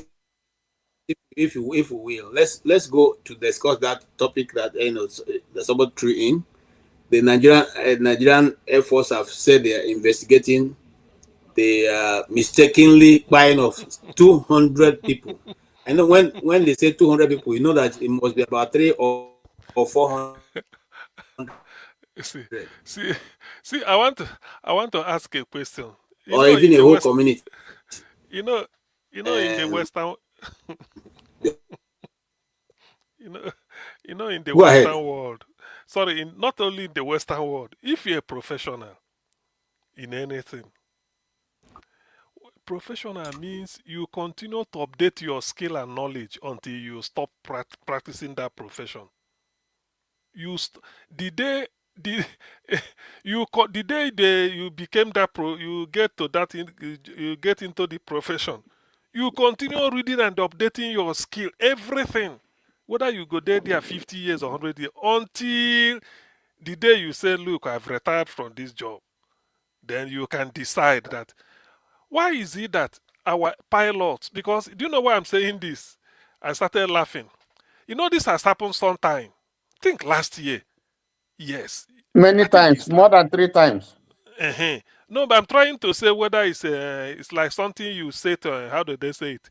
You set alarm clock every day, 7 o'clock, it must ring, continuous. So, you see, this thing is that they will tell you that their target, or they wanted to target A, but because of the altitude where they, so they feel, say, this area no be, and that A be the thing. They will now go and target and then massacre civilians from above, and the thing will happen. We've had this thing before, and now it's repeating. Now look at the casualty, look at the number. I think KJ was saying 200 and something. I mean, it can be mistake. To me, I feel it's deliberate. It can be. Do you know why I'm saying this? Is that, you see, I'm not a pilot anyway, and I don't really have need to be. But the thing is, if you choose to make it your profession, that you are in the aviation, and you are doing it not commercial pilot like driving or anything, but you are in the military. Therefore, the fact that in your own case, when you fly up, otherwise you should be on the ground. Commercial pilot knows that if I'm off today, I will be sleeping. Any day I'm walking, I'm on air. So you have to, and your own is, you are not dropping any bomb or whatever. You are moving just from A to B. Within 5 hours or 10 hours or 11 hours or 4 hours, you've arrived, or 1 hour something. But in this case, if you are in the military, Air Force, when you fly up, you've been trained probably to see certain things below you. Even if it's for fun, you will be getting the photos. You see where you are. Now, if you are, because you are maybe Nigeria is, you don't know whether they are really honest about fighting these insurgents or terrorists. When you fly up, you should be expecting that, what if the enemy, this terror group, may see you and they want to bring you down? Because you don't know where they are. Even when you purposely, you are not looking for them. Maybe you just want to take a surveillance or something. So in this case, and if you're moving, for you now to say you made a mistake, you go and crash into this or go and bomb it, it sounds silly. And when you're doing this type of thing, there's always a confirmation. The camera will give you what you want, what you think it is. Maybe you feel that, no, this is not well focused. You can go back or sort of be sure, double check. Because what you are trying to do, you are not trying to do something like, you just want to give that, if you are to drop a bomb, you want to give them the final solution. That is, you want to buy it, you don't want it, you just want casualty. because you are sure that these are the enemy you are fighting for. So for you to do it, you must be sure that when you look at the camera, I mean, whatever picture you feel that you've gotten your target through where, because you are high up, you've gotten it and you double check. Yes. Even before then, you should be able to do the location. So it requires a lot of ability, a lot of dexterity, a lot of ability, and a lot of, carefulness. It is either you get it or you don't get it. So you can't just do this type of thing, then you come and tell the nation it's a mistake or something. And then you have to consider the backdrop that one mistake too many. Assuming the last time we had it was the 1991 and the other one is happening this year, somebody might say, okay, or maybe the year 2002. But this is like an annual ritual. Sometimes, like I will maybe happen 2 or 3 times in a year. No, it's no longer like that. Either that the manpower, they should be retrained, they recertify them to say that you can be on this job. Something they have to look internally. This is beyond mistake. It cannot just be mistake. It just, it might be deliberate. Or if it should be mistake, that means that they are not up to the job. The people handling it, they are not up to the job. They should be retrained. And if you call yourself a professional, you should be helping yourself, going for training, and then updating your skill and know what it entails. Even the enemy you want to bomb, they're also updating, because you can't, not the system you fight terrorism 40 years ago is the system you are going to use to fight them today. No. We now have AI, we have a social media, technology has, advanced so much with a lot of things. So if you are using the 1982 model of how they fought maybe Beirut when Israel was fighting there, it's not the same technique you are going to use now. The target must have changed. So Nigeria should sit up. That's why in this Tinubu's regime, you don't really know whether it's logistics, the manpower, because when you hear both sides, from the people that are in the armed forces or whatever, if they tell you their tales of woes, you don't really know where to. You may be forced to rebalance what you were saying before, or outrightly disown what you said before, and then come back and make another assertion. So that is the issue. It's a very terrible thing. To me, I'm putting it that it's not just a human error. There must be an element of deliberate action in it, unless I'm proven wrong. But then it doesn't say good about the professionalism in that area of human activity. That's just what I have to say for now. Let me pass the mic for people that came in. Okay.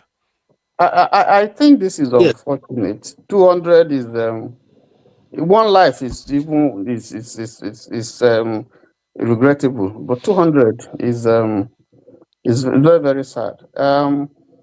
It's not that these things don't happen outside Nigeria. I mean, you remember recently one of American missiles, went and in Iraq, destroyed is it a school or hospital or something like that. We have it with Israel too.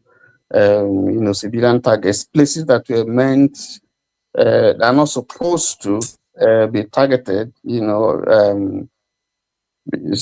find once in a while, these things happen even outside Nigeria. So it's not peculiar to Nigeria alone, but it's regrettable. The problem here is, I feel that they got the coordinates very wrong.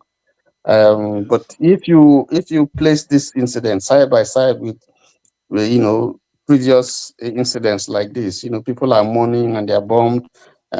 People are celebrating, is it Christmas or something, and they are bombed, and so on and so forth. You begin to wonder whether is it the problem with training? Is it a problem with intel?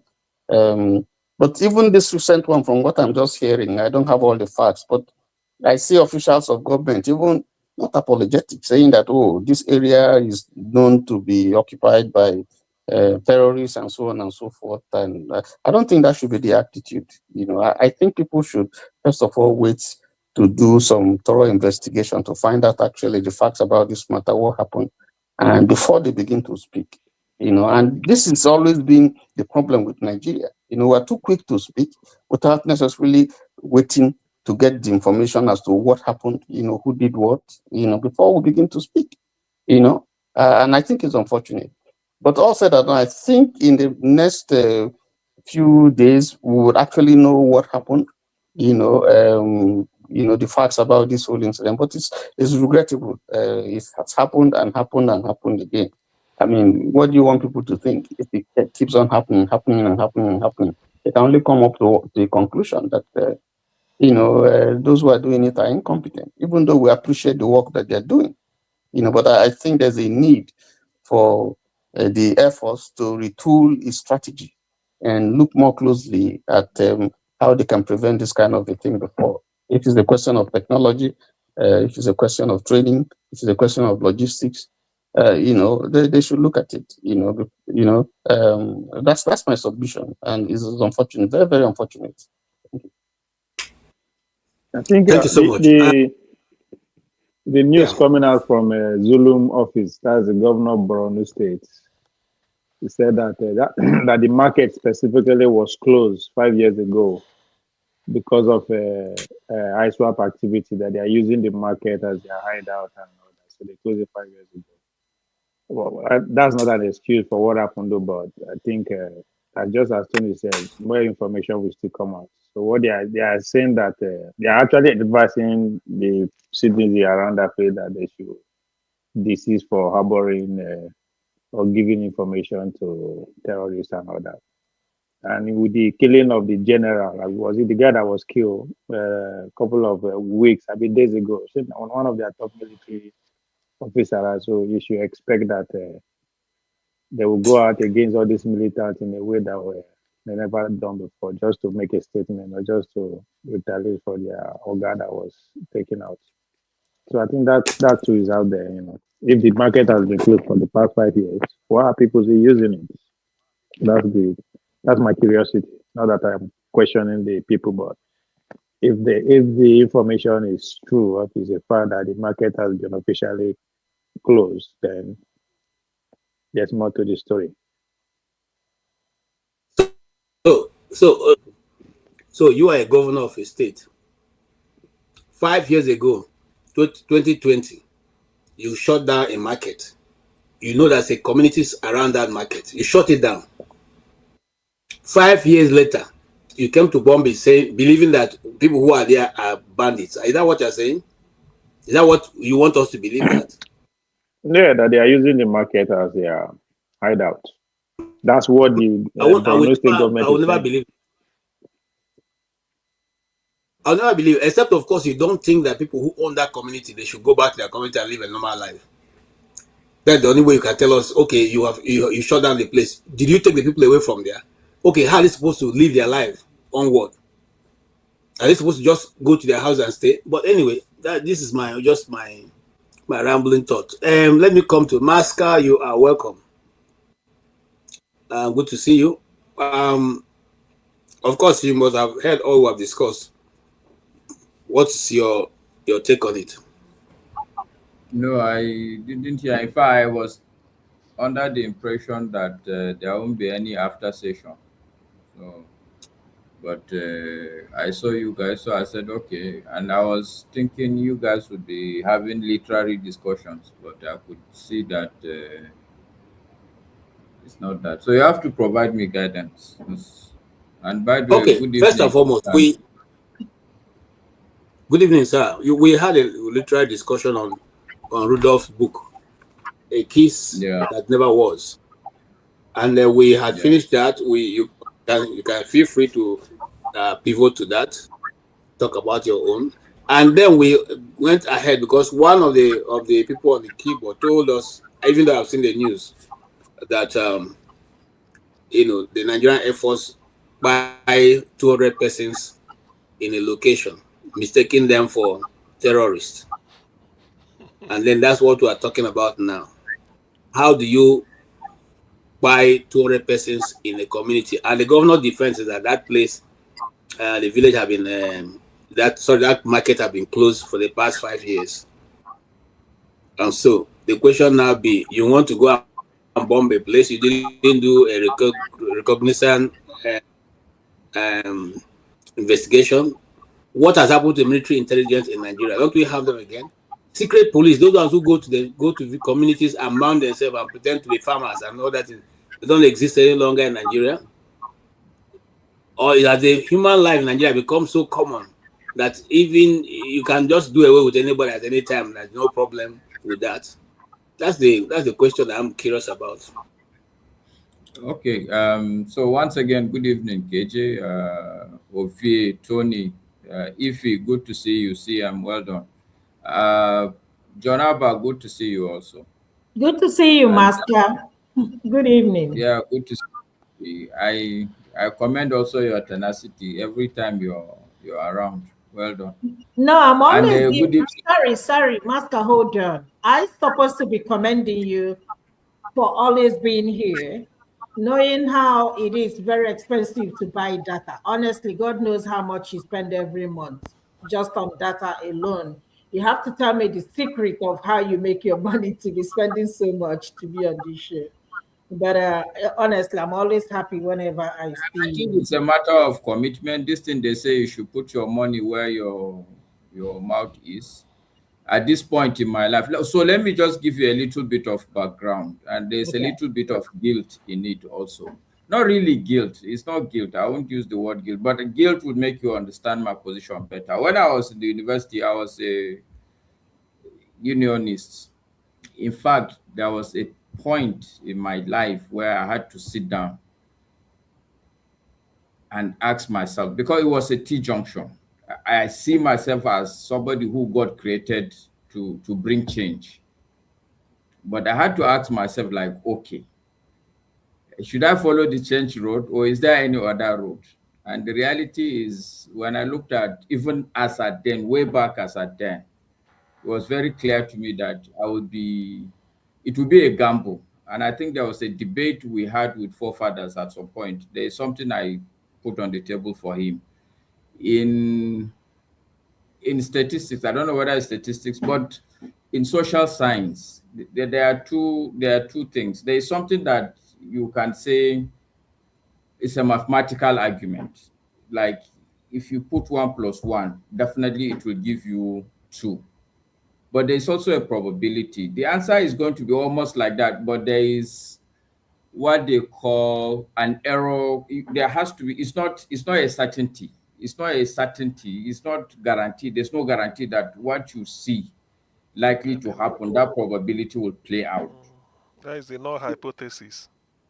So I realized early in life that I had to ask myself that question. I would be willing to sacrifice myself if for certain I think that if I take all the actions I want to take, the country will be better. But the reality was that it was a probability. And if it's a probability and not even a near certainty, then I had to tell myself that, okay, it was an old woman that sent me to school. She was going to the farm. You can imagine a Hausa Muslim old woman going to farm just to send her grandson to school. Would I be really fair to her if after I finish school, I'm not sacrificing my life for the whole country? I told myself that, okay, at least I should look for when I graduate. I will do student unionism, but the day I step out of the university, I'm going to dedicate myself to giving this old woman a good life, which I did before she passed away. But you see, the problem with that decision also, you go through life, you think you've taken the right decision, but you look back at your children, you look at the country, you realize that, okay, look, you may have given your grandmother a good life, but the reality is that even if your kids are okay now, what about your grandkids? This country is, look, the solution is not to make money. You know, enough money would what's the word? Not enough money would save you from Nigeria if you are a Nigerian. Let's put it that way. So now I'm at a point also, maybe out of convenience, I think I've lived a good life. I've lived almost a full life. A lot of my friends have passed away. So I think I'm on the second half. So I look at it like the key thing to do now is anything that can bring change in this country, I should dedicate myself to it. You get the point I'm making. So don't worry. I think it's putting my money where my mouth is. So back to the question, KJ. I think I would start with the last one and then go back to the first one. on this error, I think it's not a new thing. There's that I can remember 3 instances where the Nigerian Air Force had killed a lot of people mistakenly.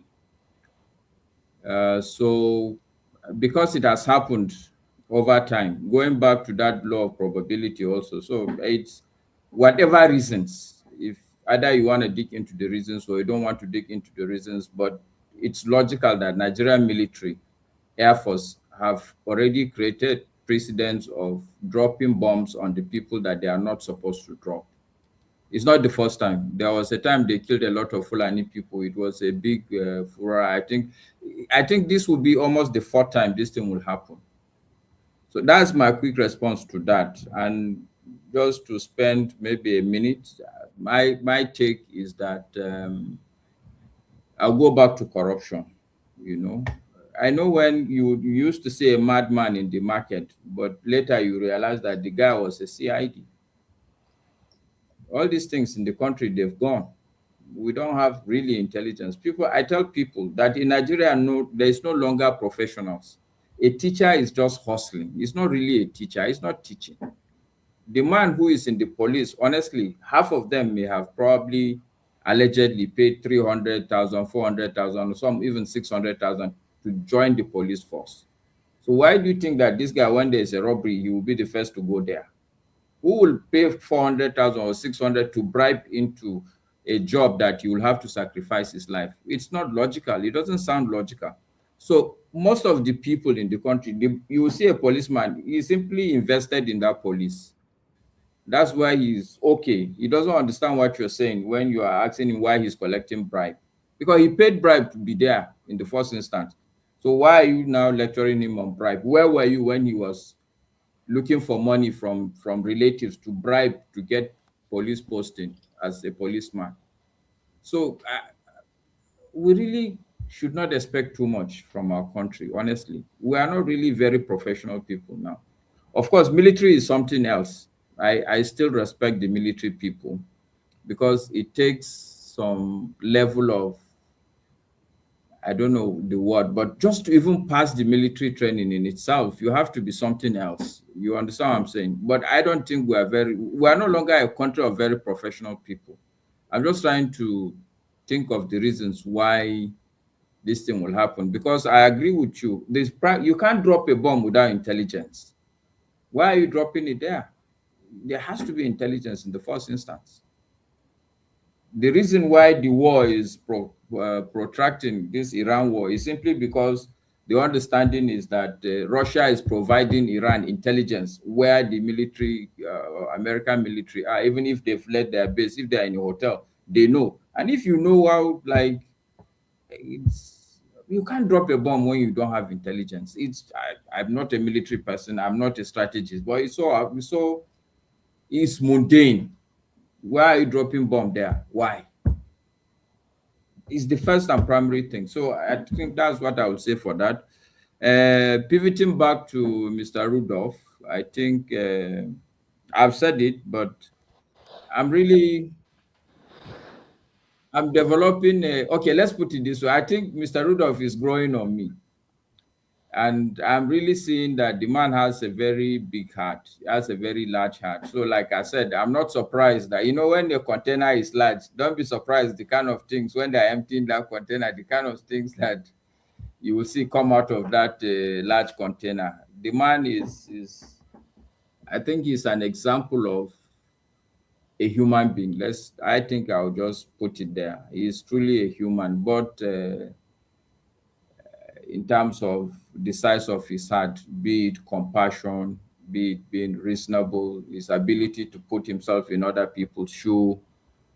But like I said also during the show, I know for sure that for you to write a book and put it out, for me, what is very, very important for you to be able to do that is that stubborn desire to want to share with people. Because you can write the book, it's easy to write the book, to have the talent, to have the skills. I know a lot of writers that have written books, either they haven't finished, not to talk of publishing, or they've finished, but it's difficult for them to make out the time to go and even publish. But the bulk of us also would have great ideas. We know we have the talent. The inspiration will come here and then, but the discipline to follow through and make sure you get this book out, I think I salute him for that. That's the much I can say. Thank you, KJ, for the opportunity. And, okay, thank you so much. I'll just say that I want to wish you guys a good night, because tomorrow is a big day for me. I have a couple of things, so I must go and sleep. But I will spend like 3 minutes. All right, thank you so Good night. Thank you, Masker. Please give me one moment. Don't go yet, Masker. Masker in Kano. Which part of Kano do you come from? Because I lived in Take for a while, going to Brinin Kudu. I Okay, lived in Take Kano today is Southwest. in Jigawa State, Southeast. but yes. Take is in Kano State.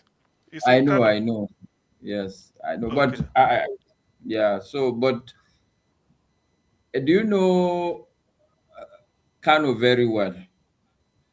At least from Gidamutala to Hasawa, all those Zoo Road, Okay, do you know no man's land. Kofar Wambe? Kofa Ruambe, Kofa Mata, then yes, Okay, where they buy bed sheet. Yes, so exactly. The market there is, if you go there, we have a long history there. I used to make shoes, these local shoes. Okay, Kofa Ruambe, yeah, I know the place. Kofa Mata, Kofa Ruambe. From Gidamutala, you just move towards that side. You go straight. Yes. Yes. All right. Okay. Anyway, Masker, before you go, I was the truth also is that we deny it this now, but the truth also is it's a country that the citizens have mingled with each other. This I can tell. If you take KJ has spent the bulk of his time in the north. CM, you can see how very conversant he is with the north.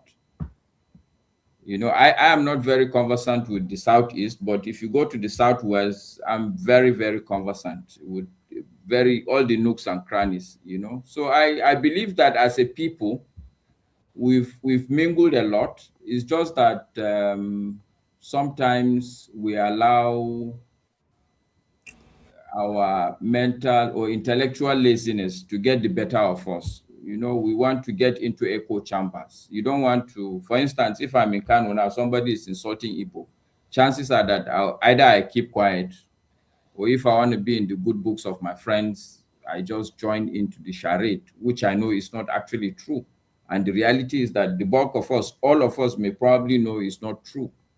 And I think it's the same thing when you go outside, maybe down south also. We know that certain things are not true, but we find ourselves in echo chambers and we are not likely to push back. And then the story just keeps, which is one of the reasons why I admire the American environment, even though I think it's getting dangerous now where they are also going into a very polar position. But you find out that there's hardly any people would come out and say no.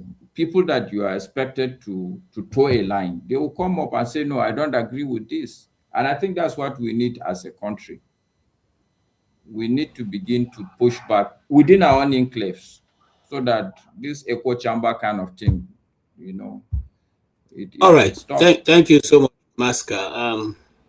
Thank you for contribution also. Jonaba, you're welcome. I see you, forefather. Jonaba, go ahead. Thank you, KJ, and forefather, Ube, Ife, Tony, of course, Muscat. I come purposely because one thing is about concerning Rudy. Is somebody that I've worked with for a couple of years in New York. We see ourselves every day when I was in New York, as we work in the same place. And coming to know him is more than just reading his book, his personality, his big heart. his humanity. Even listening to him, one of the things that struck me today was the way he looked at the world. And he mentioned uh, one thing that was very key to my belief, that he wonder, I'm putting it in my term or the way I understand it. Uh, the Biafra War, seeing some of the children he grew up with asked, "Where is your father?" And they told him they were killed during the war. And fast forward, that these days, you believe that no child should be killed or anyone. And having seen people that believe that what is going on, whether in Palestine, uh, Iran war right now, uh, take a side. It's amazing that some, as people don't like what happened during the Biafra, why they don't look at it the same way. That struck me, and that speaks to who he is over the years. Uh, his big heart, uh, his love for humanity is is is is unbelievable. And I wish him well.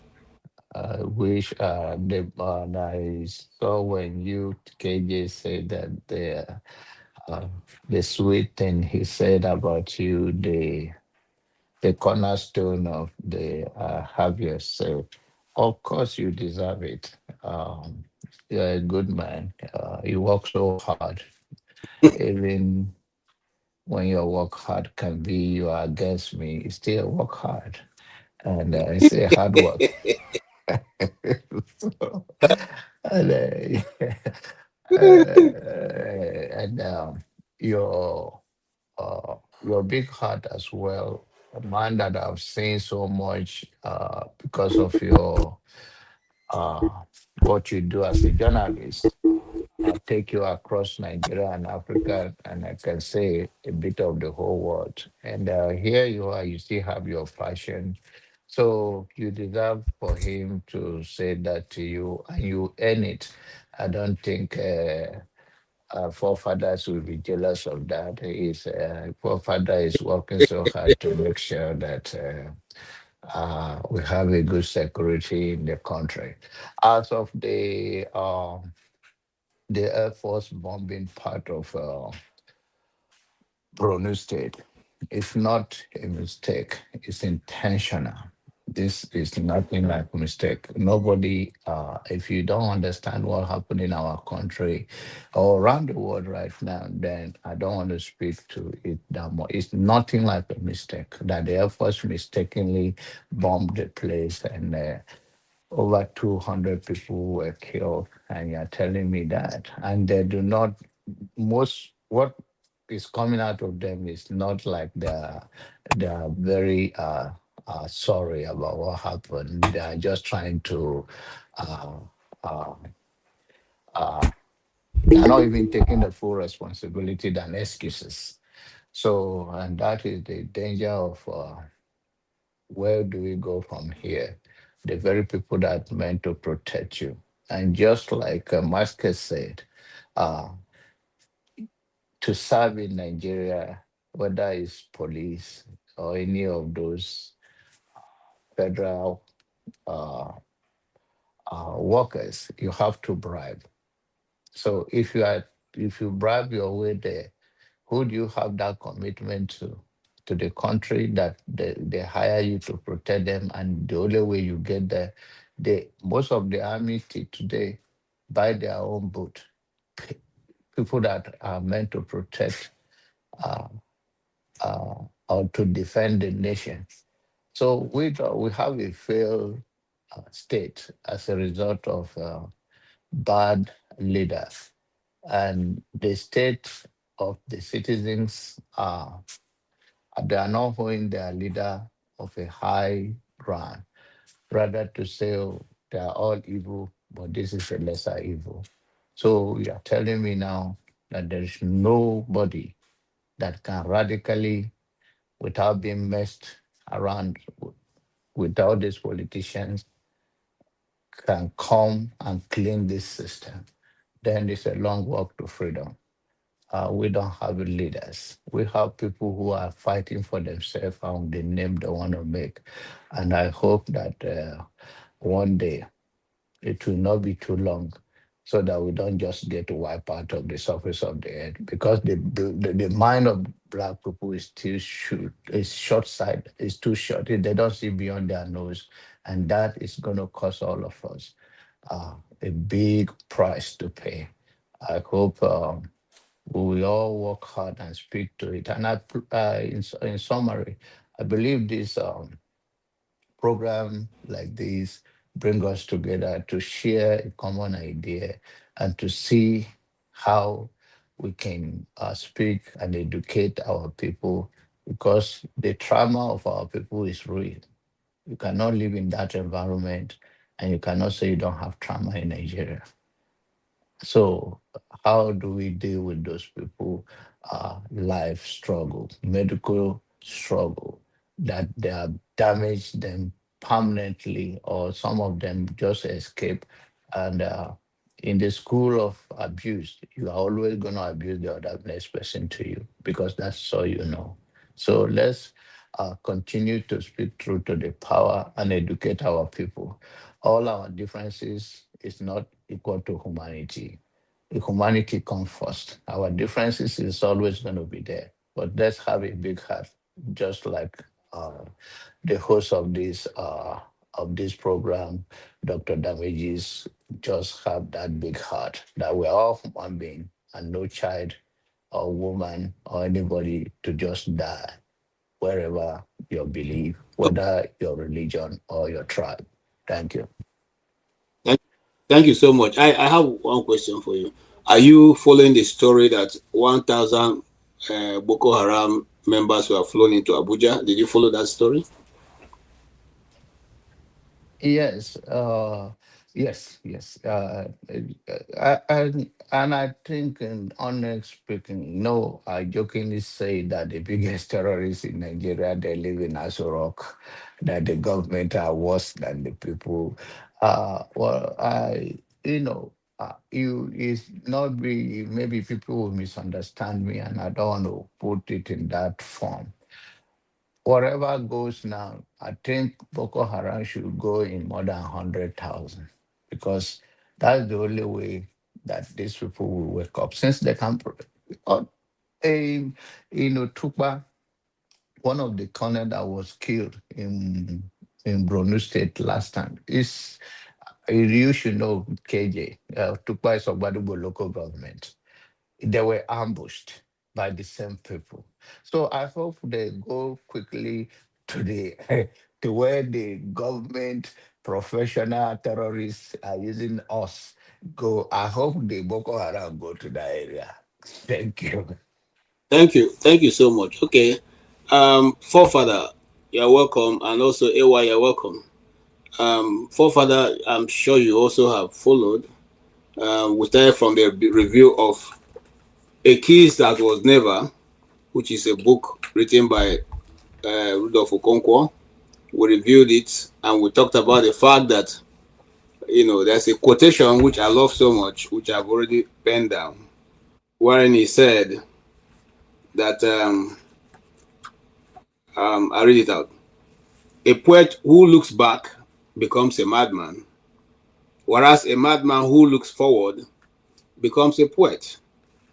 And very interesting quotation for me. And I don't know, have you read the book? And if so, did you take away anything about it? That's one. Two, you can equally comment on the incident that happened in Nigeria, where the government admitted that 200 persons were mistakenly buyed. 200. If government admit 200, of course, you can imagine the rest. So, and this is the third time that this kind of thing is happening. The other third or fourth time, constantly making mistakes when it has to do with this.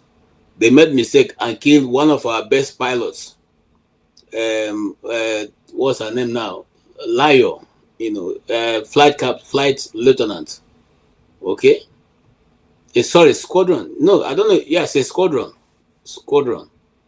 And the excuse they gave us was that her classmate or her friend saw her in the barracks where she was supposed to have been transferred to Enugu. 3 days to be moving to Enugu. She was standing and waiting for a ride, and the guys were passing, and they said they saw her, and they were reversing to give her a lift, and they ran her over with their car. So now, if you paint that scenario for all of us properly, you see that you are reversing to pick somebody. All of a sudden, you realize that you knock the person. Don't you stop? Do you run the person over? Okay. So now that lady, 20-something years old, young lady, her parents lost her. The nation lost her. Her friends lost her. Her siblings lost her.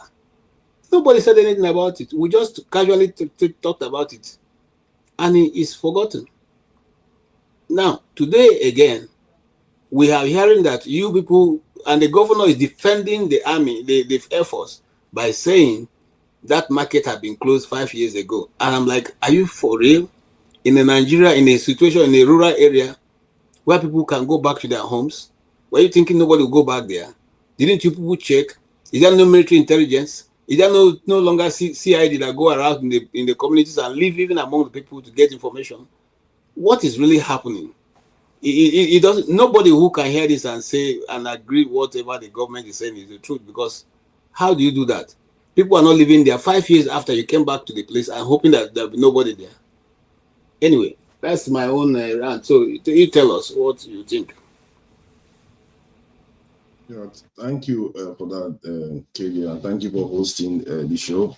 Greetings to all the panelists, the chat, and the viewers. I'm a bit curious about the quote you stated. What did he say about the poet that sees into the future?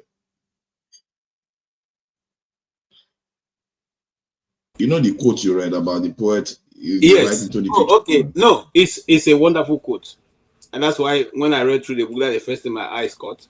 He said, and I want to read it exactly how he wrote it. A poet who looks back becomes a madman, whereas a madman who looks forward becomes a poet.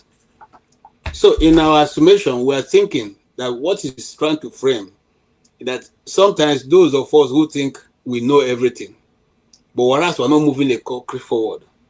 But those who know something, who we think that they don't know anything, who don't give opportunity to come into a place of power, are the ones who, if we give opportunity, will take us forward. But in the place of leadership now, we have madmen who are looking backwards. But what we really need are mad people who are looking forward. I don't know if you understand what I'm saying. Yeah, I understand what you're saying. It's just that the quote made it sound a bit crazy. The way you explained it made more sense, because this is why I have trust issues with certain quotes. But it's okay. No, and I again, think you must understand something, forefather, before you continue. You see, I said earlier, jokingly, that the number of people have a problem with mad people, because Peter Obi the last time say he got an idea from a madman. Now Rudolf is saying now he's quoting for us how a madman he gets sense. So what is the problem with mad people and people from Anambra State? And the fact that the madman becomes a poet is the tricky part. Either, I guess, depending on how you look at it. I think the way you explained it made it make more sense. Otherwise, I would just said, why would a madman become a poet? I tend to be quite like that, literalist. That said,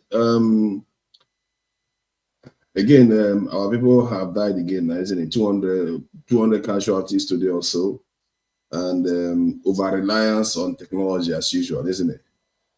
People always think that technology solves everything, all the problems. Maybe someday it might, but it's not. That day is not here. And what that reveals to you is that they needed to use bombs because they couldn't be there. They had to do that because they are not there on the ground. Otherwise, they could surround the area and nobody will escape in it. That's what you will see in the West. But instead, they behave as if they are on enemy territory where they have scant soldiers. This behavior you see is the kind of behavior you see from American soldiers in Afghanistan, where they don't dominate the ground. This behavior you see is what you see from Israel when they go to Lebanon, where they don't dominate the ground. It means you are too far thin on the ground. The symptoms are all there. If this was Russia, they'll surround the area. India, they'll surround it. We have examples of all this is happening. Where if terrorists are somewhere, you surround the area. And then you negotiate their surrender somehow, or you decide to finish all of them. In the case of Algeria, they went in there and killed everybody, including the rough cities too. Deliberately surround the area. They didn't go and start bombing the whole place. That said, if you see, because those other countries, they reserve it for foreigners, but we reserve this terrible cost of reliance on technology on our own people. You don't see that in America where they go and bomb their own people. You don't see that even in Israel, except when they initiate the Hannibal Directive, where they fear that their own soldiers have been kidnapped by enemies, and then they give the authorization to use excessive force to destroy the enemies, including their soldiers if necessary. That's the only time in Israel that is permitted. Most countries don't use that level of excessive force against their own citizens because that's the reason why you don't do it. You have to have people on the ground to take care of that kind of problem. Otherwise, you're going to get innocents get killed like this. And the fact that the local authorities are saying that that's a market civilians go to. And even if terrorists use the market, you must know civilians are there. You don't just go and put a bomb at the market because a terrorist is there. Are you Israel or America that say they want to kill one person, one terrorist, they kill everybody around them? What is that? These are your citizens. The entire thing doesn't make sense. And this is why I get tired for our people. When you tell them this, every time you go, every incident that occurs, I can tell you why it doesn't make sense. Because if they had enough people on the ground, that thing would have taken care of in other ways. And because that's what everybody else does. And when I tell people here, they fight me every single time I come and say this. If you don't like your security forces, if you don't want them to serve anymore, you distrust all of them. Okay, let's retire all of them then. Let's go home. Why don't you advocate for that? Since they are all poisoned, you don't want to recruit more because you are worried. Then retire all the ones you have now. Let's see how it's going to help us. Because this idea that, oh, we can't do that because Boko Haram is going to be among them, or they are selling out our generals, all this stuff. Okay, let's retire the ones we have. Let's go home. If that mindset is going to work, why do you think your cities are safe? Somebody is waking up in the morning, putting out a uniform to go and do that. People are actually doing work in Nigeria. We pretend as if nobody is doing anything. People are doing work. Yeah, sometimes they do take bribe here and there, but they still do work. So we can't just pretend as if these things don't need assistance. These people don't need reinforcement. And when somebody advises you, reinforce these people, give people jobs, stop these terrorists that are just causing tragic events in Nigeria constantly, we bleeding a lot of economic growth. Why argue against that? Why not just support it? Why not just argue about how do we go about this then? Why is the argument about, oh, we don't need that? If you don't need it, then just retire all of them. Then let's all go home. Since some of you prefer that situation to be that way. And then the next thing you will say, oh, let everybody go to their own tent. Is that what you want? You know, I like what Masker said when he was here, because I think the way, even last night, I mean, the way he behaved was quite exemplary, because we're having a discussion and I gave him a reasons behind my argument and he took it on board. He took it on board. And even the comments he made today, he told you he's somebody that thinks. After he said he helped the lady that helped him go to school, he asked himself whether that was even the right decision in the bigger scheme of things. We need to start thinking not only from the surface, because there are things beyond the surface, which, if I say it's beyond the surface, in reality, is to some people, it's just obvious. Because there are, how about your children? How about your children's children? That's how life works. You have to think from that point of view, because if you cannot project into the future, the people that can do that, they will trick you like crazy. They can trick you anyhow, because you can't see their plan. Because you can't see beyond. It's like somebody that's seeing through a fog. One question for you. Are you saying that you approve of Nigerian army recruiting Boko Haram people into the army? What? God forbid. I want to kill them. Why would I want to recruit them? Asking you on this.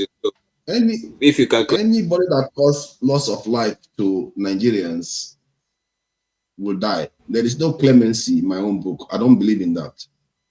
Because if you take a human life, you have to know the value of a human life, because it's a very valuable thing. The reason why you sit here, KG, is because somebody allowed your people to survive, allowed your father, your mother to exist. If they took it, you won't be here. So you don't just take one person's life, you take their future. You take the people that could have existed. Maybe it was an Einstein and all the rest. So I don't believe in mercy. If you take a life, you go. In the case of some cases, like you can see situations that can occur where somebody takes somebody's life, but they will do things to save thousands of lives. If you can do that and prove it convincingly that you save lives, just maybe, because if lives were supposed to be lost and you were responsible for saving them, maybe one can forgive you a little bit, because then you canceled to an extent. You may have tried to balance the scales, but you don't expect to take life and expect to get away with it. I don't believe in the idea of clemency on that, because what are you saying to other innocent people that haven't taken lives? They should go and do that. It's unfair on them. So no, I don't want terrorists inside in the military, and I don't think they are employing them into our military. They might be using them for intelligence, but they would never employ them inside the military, because the military itself don't say that. Mutiny within the military. No, don't say that. I have. There's videos. I don't want to load any video. We keep saying this thing that there's videos. I would like to see them. There are videos of even the army personnel videos they've made and saying that these people are amongst them. Don't say that now. The people who, how did they, hold on, forefather. How did they go to Abuja? They were moving C-130. C-130 is a military airplane. They were moving military buses from the airport into the city. Are you still saying they are not being moved? They are moved. They are being moved doesn't mean they are joining the military. They might be taken to Abuja for trial. Because I saw a report that says that they are trying about 50-something Boko Haram fighters in Nigeria. Just a couple of 300. Those ones who are there were brought by prison authorities. But these ones are being moved in the sea. Hercules is a military aircraft that brought them in. People took pictures when it landed, when they all offloaded and got into the bus, guided and taken to some location. So people who saw them pass did a video of it. It's there, and say, look, this is what's happening. I'll get still safe. Well, thank you. Sorry.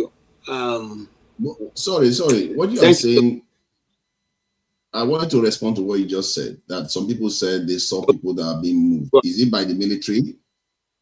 Why are they moving? Do they know?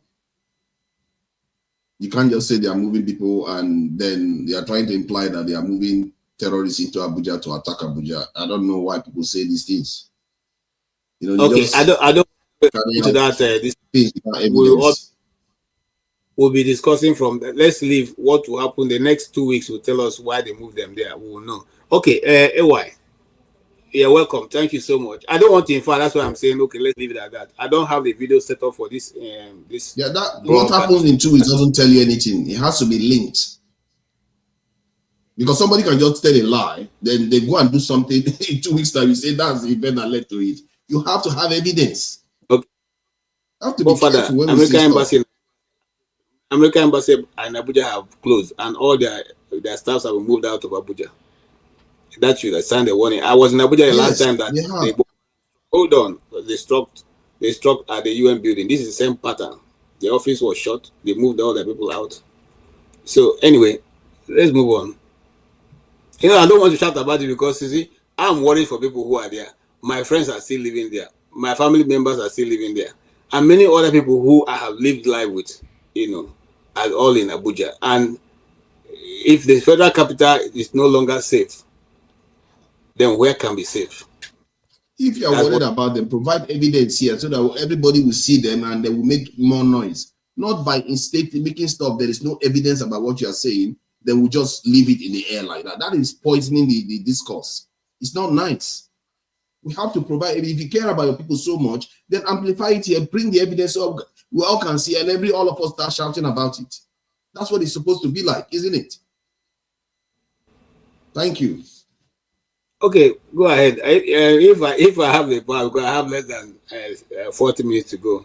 But forefather, let me put it this way: the next broadcast I will have here, I will put all that together, and then you can see the video so that everybody can see it. All right, go ahead, AY. Yeah. Good evening, Kuju. Evening, forefather, Mr. Tony, John Abbas. Yeah, well, I did listen to the book review. I was just concerned about this security situation in Nigeria, the killing of Nigerians in the public market. I think we are at a crossroad in that country. You see, what I'm hearing actually is that it was actually deliberate, that there were some Boko Haram people in that market actually planning attack and some of their clandestine activities. You see, it appears to me the people in Borno and in this major area where bandits or terrorists are carrying an attack, I think they are also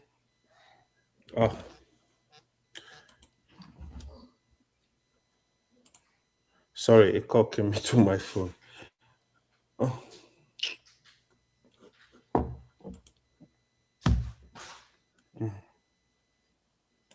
Sorry, guys. Can you hear me? Yeah, a call came into my phone. Yeah, I think the people, I think they are also complacent in this whole thing going on. Because I'm just wondering, even this evening,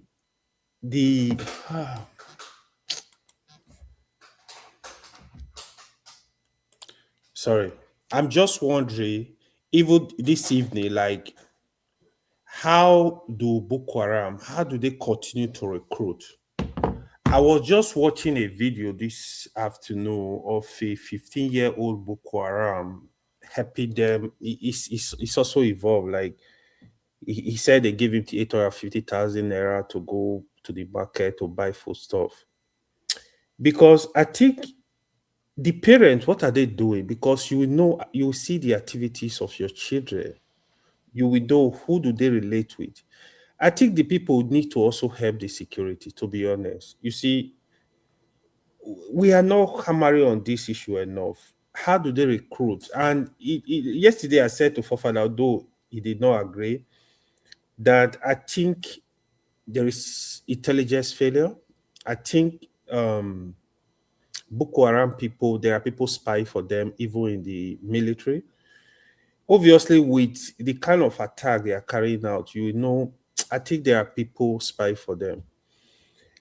There is one important thing Fofada was saying right now, like, if there is evidence somebody have killed a number of people, to be honest, rehabilitating that person is the most stupid things on earth, because these are not human beings again. They are messed up. Their brain is messed up.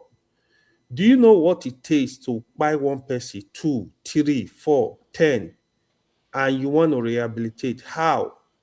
You see, even in foreign in foreign land here in America, in the West, even a rapist, especially a pedophile, they will not even allow, even when they release you from prison, they will not even allow you to move freely. They have to monitor you because you are a threat to the society. So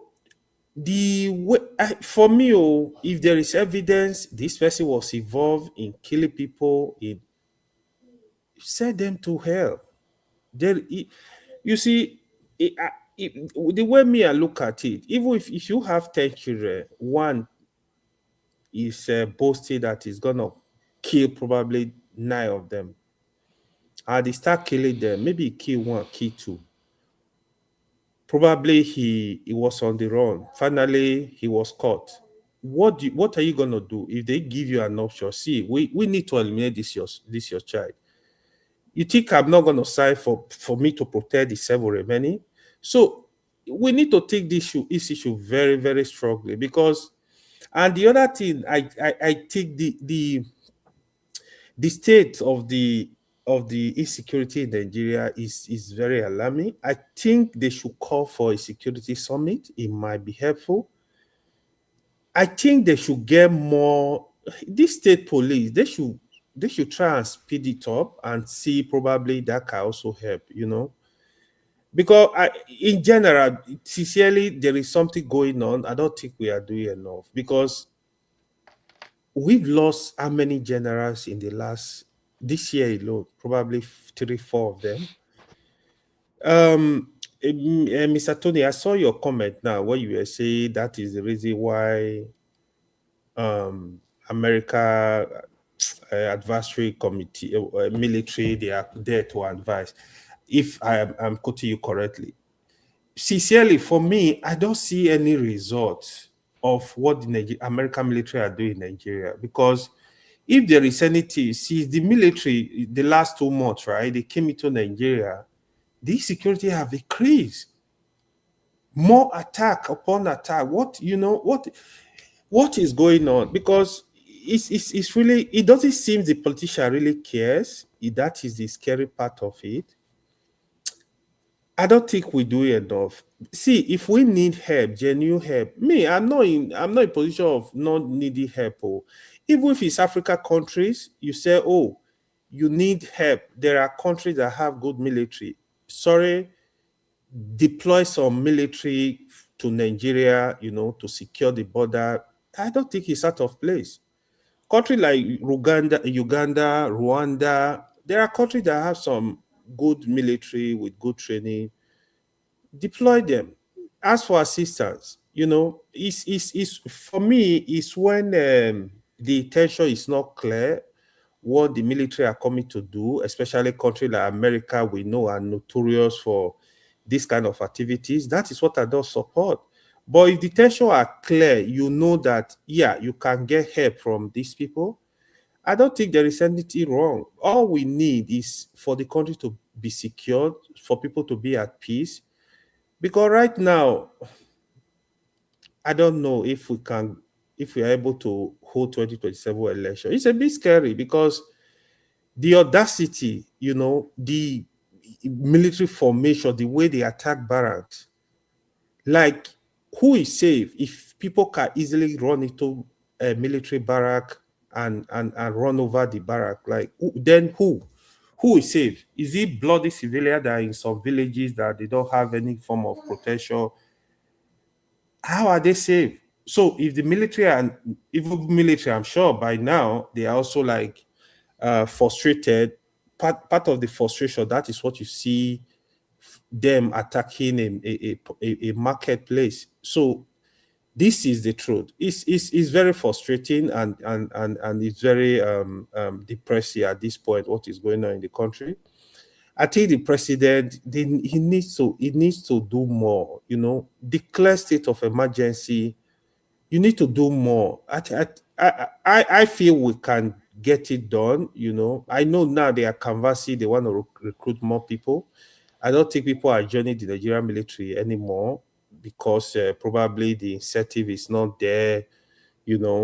People are scared because you see your neighbor that is a military person that was by on the war front. The family are suffering. You are not thinking like, okay, what if I join the military, like something happened to me? How will my family future be secured? So they need to do more to give incentive to the military to make sure they provide the necessary military equipment they need. So you give them the moral support. I see what they can do because it's getting worse. What is going on, especially in the north. At least in the south, it's a bit secure now, apart from the normal kidnapping.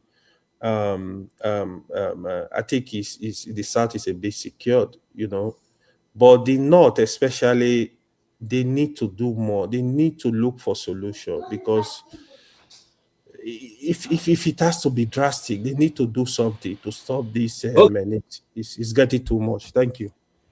Okay, Thank you so much. sorry, let me just chip in Yes. something. AY, I don't think you read you Correctly, took right? note. Yes, Okay. you read what, because I was referring to a different thing, Okay. if you look at it. I don't know what the US government, I mean, the US is advising Nigeria. I don't know. It's not privy to me. But there was an advisory recently, US to its staff in the embassy in Abuja, and that's what I'm referring to. Yeah, I saw that too. I saw that. That is also scary for the US to tell their staff to leave the city. That's a problem right there. That's a problem. That they know what we don't know. So I think the government should take these issues very, very seriously. It's tiring, to be honest. I don't know. But the government reaction to that advisory, I know it touches on the security of Abuja and Nigeria. The government didn't take that advisory seriously. I mean, they were angry, but I think that that kind of reaction, is not what I would expect. If somebody, they probably would have explained to them. I think the approach would be, what do you mean? What do you see? What is happening? Why would you ask your your non-essential staff to leave? What? Yes. Why? What are you seeing that we don't know of? And I believe that if that dialogue had taken place, they would have told Nigeria. In fact, before they made that statement, I'm sure some information would have been passed to the government to say, listen, this is what we see, this is what's happening, and so on the basis of that, this is what we're doing.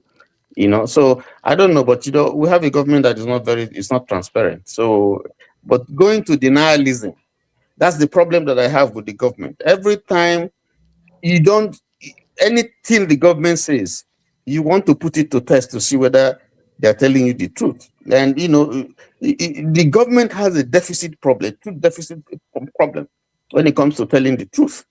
So, and it's not helping the image of the government.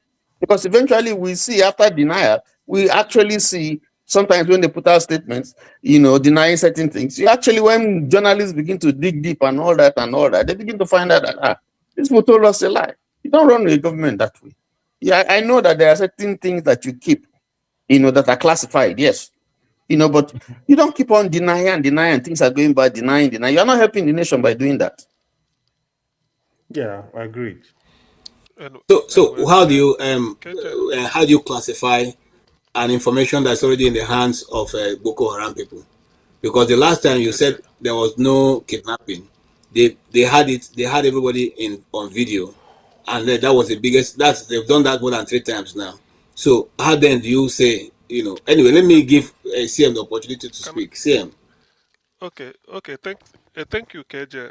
Actually, ordinarily, from what from the much I know, security being the primary function of government, security discussion, government don't make it open, whatever security measures they are taking. What happens is that the people will feel secured. That will tell them that the government is working in that aspect. You don't need to come and be saying we do this, but the people feel secured. But where the people are not secured, they start asking questions. What really is going on? You see, since Tinubu came to power, people are beginning to say that he must have he had a hand with these terrorists. Either it's part of his uh, his agreement with them. He will look the other way while they do their business. Ordinarily, you are the commander in chief. You are the commander in chief. The thing stops is you. Everybody looks up to. Whether the army is there or not or whatever, everybody they feel that whatever the military is doing, you are the commander in chief. You authorize it or you will not. If we are deficient, it is your duty to know what to do. But in Nigeria's own case, it is not. The man is like he's not interested. That is the way I'm seeing it. He's not, we've never had this bad. He's not interested. Nothing is being done at all. All this maybe later day sort of pretense, as if he's doing something about securing the country. Maybe because people have shouted so much, and after all this shouting, then maybe with the American bombing Nigeria on Christmas Day. But even then, it still something has never been done. Now, let me say this, because sometimes when you criticize, people will say, what do you do? I've said this before, probably not here or maybe here. Let me say I'm the commander-in-chief. Today, 13th of April, I get sworn in. By 14th, of course, you should have, as a commander-in-chief, you have meeting every day with your director of security service, internal, external, and everything, with your military chiefs. What I will place on the table, given the fact that I did not come through the military route, I'm not a retired general, I'm just a civilian since birth. Sorry, I hope. So what I will say is, I call the chief of the army. Even when I will change him later, but for the first time, I call him and say, look, I want the numerical strength of our armed forces on my table. I want the numerical strength. We sit down. You tell me this is how many we have.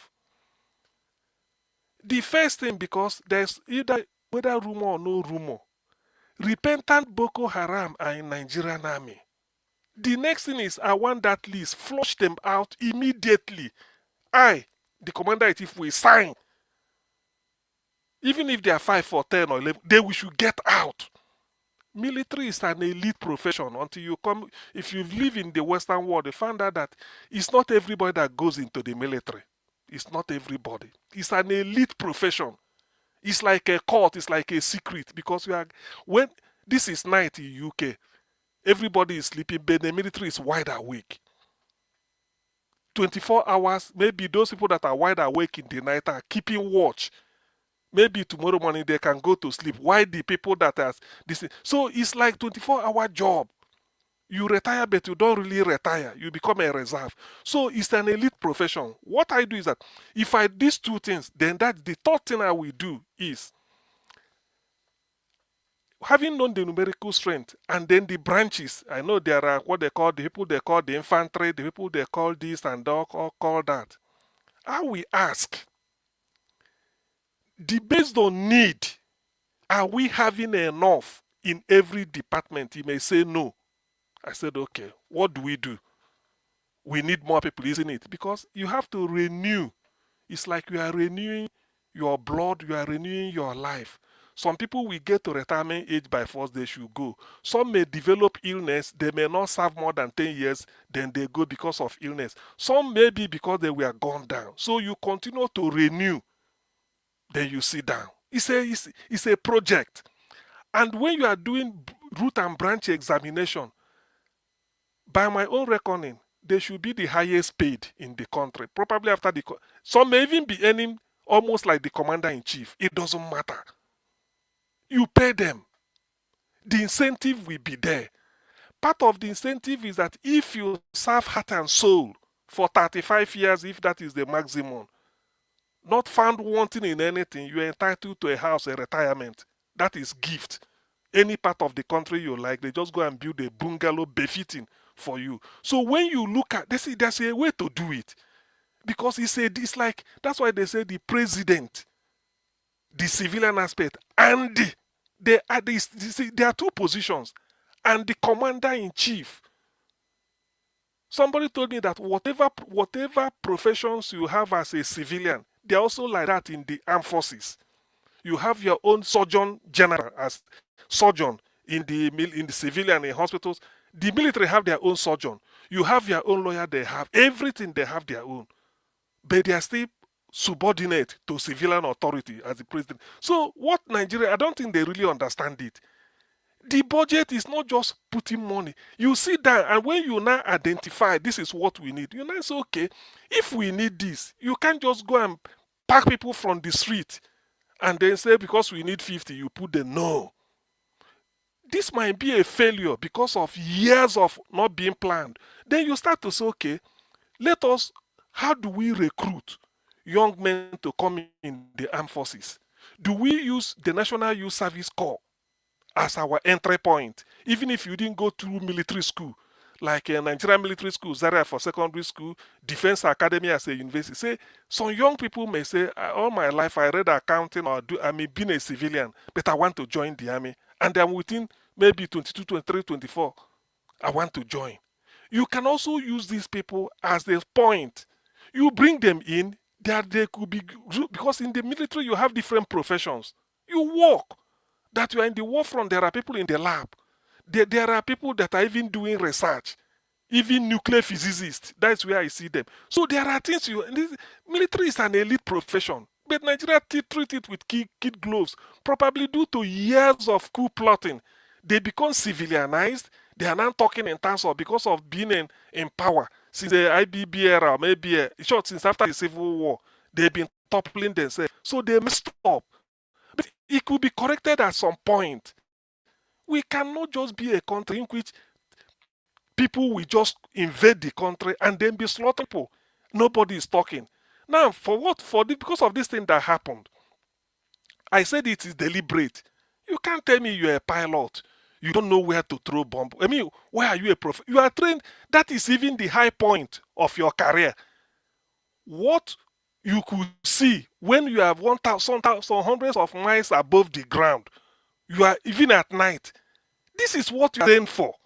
That is your training. You can't tell me as a surgeon all your life is how to be operating, and you tell me you don't know. No. Then why were you certified as surgeon if you cannot operate? So Nigerian military should be professional. The word to use is professionalize it. Because there are a lot of sabotage in it. There are a lot. If you listen to some people, you'll be surprised. That thing you used to hear called esprit de corps. I think it applies to the military. Though some civilians will say esprit de corps. It's just military because they know that you are united by one thing. Even if it's your father or your mother that will be a threat to the country, you eliminate the person. Your country comes first. That is the way to do it, or you won. But in this case, we are not doing that. It's so politicized, so civilianized that our military is even more corrupt. By the way, why should a soldier be on the road collecting money, mounting checkpoint? It's not done. When you professionalize the military, you use police as your internal security. That's how it's done in the Western world. Rarely can you see army on the streets of UK, but the police is active. So if Nigeria really want to do something, that's why the next incoming civilian generation, government, what they need to do, you sit down. You can solve every problem by sit down, sort it out. What will you continue? If this is want to recruit more people, recruit on the basis of need. How many do we need? You don't put a number to it until you get a saturation point. And as you are recruiting, remember, people are retiring. People are being dismissed for unprofessional. You must be continuous. But how do you do it? You bring professionalism to it so that people will look upon it as the way somebody said, I want to be a journalist, I want to go into Nollywood, I like acting. Somebody can be saying, I want to be a military, I want to serve my country till I die. If you tell them, say, I don't care, even if I lose my life, let it be. But that is where my heart is. So there must be, and then because of the nature of the job, it's not an ordinary job. There must be incentive to tell them, if you join and you serve well, this is what awaits you after 10, 15 years. This is how to do it. And then for you to get in, it will be very difficult for you to be recruited into the army. It cannot be an all-comer something. That's why Nigeria is a basket case. It's so shameful. There are a lot of things to do better. So I feel if it's me, this is the way I will approach it. I'm telling you, this is the way it should be. Then when you finally become a soldier, you will be proud. You can beat your chest, say yes, you are in a profession. Thank you, CM. Thank you. And that's how I feel. I'm sure that Jonaba knows 31 Airborne Brigade in North Bank. The jumpers, that's where we all wear. And you see a soldier man, when you see a soldier man, you know a soldier man has come. You can't be looking for him, But that level of professionalism is no longer there. That spirit that you call, that spirit they call, we leave no one behind. It's no longer there. It has been divided by all kinds of, sentiments, tribal sentiment, north-south dichotomy, and all the rest. The army used to be one formation. It does not matter who you are, where you are from, as long as you're wearing the khaki, okay? Let alone when you have what you call the redneck, those ones who have come to the point of the echelon of the army. You don't joke with them. In fact, you can't even speak to them roughly. A non-commissioned officer will make you know, say, your guy they talk to. And by the time you reach out, you will know, say, hand touch you. But see what you have now, a whole general, 3-star general, okay? A whole captain, redneck captain, colonel. It could just go like that. The army just keep quiet. They could just continue. Sometimes I had to call my friend and say, is it the same people when we know before be this? Okay? What is wrong? Something definitely is eating deep. And it's only stupidity that will make us think that there's something not totally wrong in this system.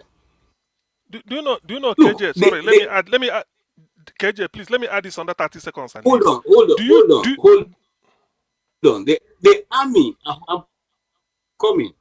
Under General Buhari, the Cameroon was misbehaving. He almost got to Yaoundé with only one battalion, the battalion in Maiduguri. Shagari had to beg him to come back. I'm telling you military history now that Colonel Sudo told us. Colonel Sudo was the one who was telling us, you guys must go to the NDA. And he tried to encourage us. He's telling us the story of the exploit of the Nigerian army. The same army.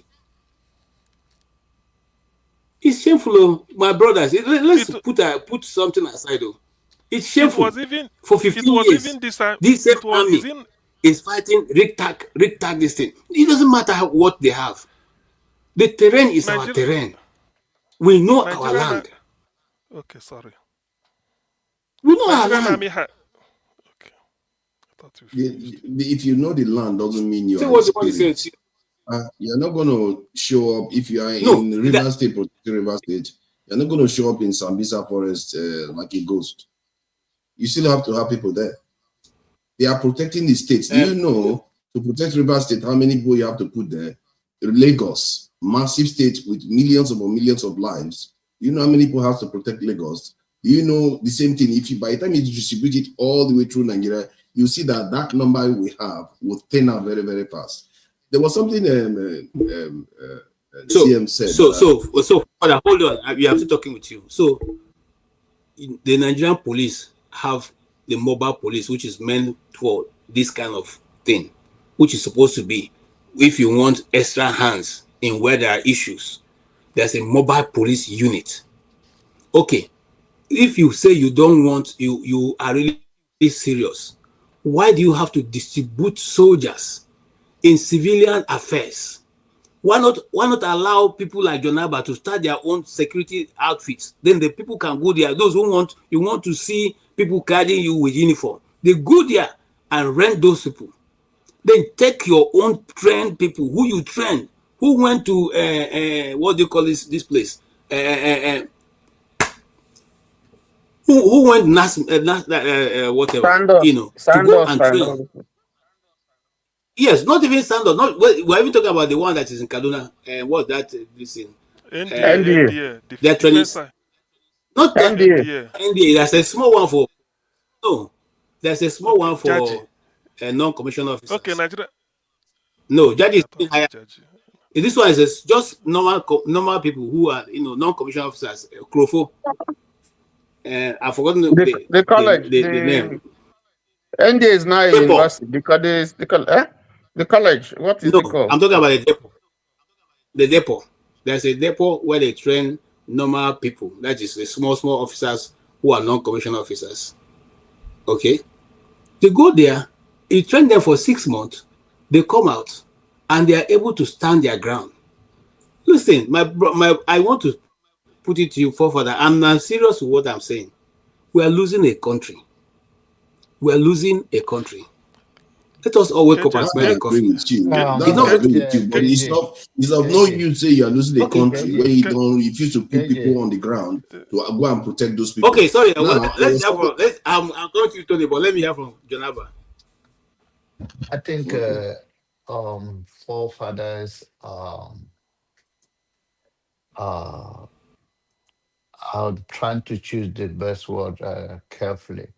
What you are saying, if I understand you correctly, is about recruiting more, whether it's more police or more mobile police or more soldiers, so that they can take care of the insecurity in Nigeria. Uh, One of the things I want to use as a good example, you meant well, but this is how things work. Let's say someone they carry out a surgery on that person, whether they amputate the leg, and then the surgeon done their part. It has a follow up by other therapies and nurses to nurture the person and a lot of visits to stabilize that person. The point is that no matter how good you are in doing your job as a surgeon, if you don't have other team like the therapy that will come, whether in the terms of leg, it will be occupational therapists that attend to that person. Except it's up, then will be physical therapy therapist that will attend to that person. So no matter how good you are, and you don't have a good follow up in anything, you're not going to have a good result. You will be frustrated no matter how good you are. You've done your own good job. You do not like you messed up. But when these things is not lining up for the perfect healing of that person, the person will end up in more problem. In Nigerian situation with the military and all of that, you're talking about holding the line, and they need more foot soldiers and more intelligent to keep the country safe. I don't think anybody is doubting that. But we are saying that all that added it up to make it work is not add up. Okay. How uh, Masker said before he left, how do you tell a police guy that bribe 500 to 600,000 before he get recruited, or army? How do you, and then even those that have been recruited that they want to defend their country, and they cannot even have the basic protective gadget to protect themselves, whether it's a helmet, whether it's a bulletproof vest to protect them, or if at all they get it, they buy it. So in this case, the problem is not just one thing. The problem is all over there. Just not because there is enough foot on the ground, just make it work. It's because the system around it. I don't know. Before uh, the bomb of Sokoto, whatever, by American military, I think I shared that story here. I have in-law who is in that area serving as a special uh, uh, service then. And he told me that those people are more sophisticated than them, that their drone is more better than their own, that whatever they have, they are protecting themselves with it so that they don't just come to the camp and kill them. And he said one thing to me, that even if they got them right, they will receive a call. Namune, release them. It's our own. Let them go. So it's so many things that is making it not working. So in this case, if anybody says that they are losing country, and that's why I say that if at all that Boko Haram, 1,000 Boko Haram or 100 Boko Haram is going to Abuja, I think it's good let the lawmakers who are there sharing the money. I don't care about ordinary people or what Benue people have been going through, what just people have been going through, and other people, other part of the state have been going through. They should face it or escape from the country and let us start something new, more radical. I don't even believe in 2027 election with whatever the shallow politician running from one place to another that they're going to guide us. We need more radical and speak to the mind of Nigerians, how to build humanity in them. We have been traumatized over the years and we're still struggling with it. You can't take that trauma to serve Nigeria with a clear spirit. Thank you. KJ, can I add let me respond to that directly, please. This is important because that point you made just now would be accurate. I would have said, oh, yeah, that is perfect. There's a lot of other problems that are making it impossible to work in Nigeria. But now let's focus only on Nigeria. I'm not even going to use data from overseas. If you look at Nigeria itself, the cities are by and large protected. Lagos is by and large protected. Port Harcourt is by and large protected. Even eastern states are by and large protected. This is why you don't see this type of killings in the heart of it. Even in the north, actually, you hardly see it in the cities because those areas are protected. All I'm saying is those same Nigerians that you are employing to protect those cities, spread them out everywhere. So whatever the ills you say Nigeria has, it will still work because in the cities, many cases where I hear that bandits or terrorists are operating, and then the soldiers come and meet them there. Often the soldiers overwhelm them, even police overwhelm them. It's not the opposite. So it means that what that tells you is that they know that if they come to the cities where these people are present, they are not going to make it. That's why they don't show up there. They go where they have easy targets. That is why they are doing it. Or they can overwhelm vigilantes. What you need to do is those same type of people you have in the city that are taking bribe and all the ills we describe in Nigeria, including all the bandits that they are employing, they are good enough in the cities, so they should be good enough on the outskirts too. Scale them up. KJ, can I say something here? You know, I think CM just made the point very bare and clear. You know, there are a lot of complexities with the military, and KJ, I mean, CM did address some of those things. Last week, the chief of army staff was in my area, trying to talk to the young people. They came to the chief of one of the towns in my area, and it was basically to talk to the chiefs to encourage their children, their wards, to join the military, the army. And it was laughable because if people are not willing to join the army, you must ask yourself why. You need to ask yourself why.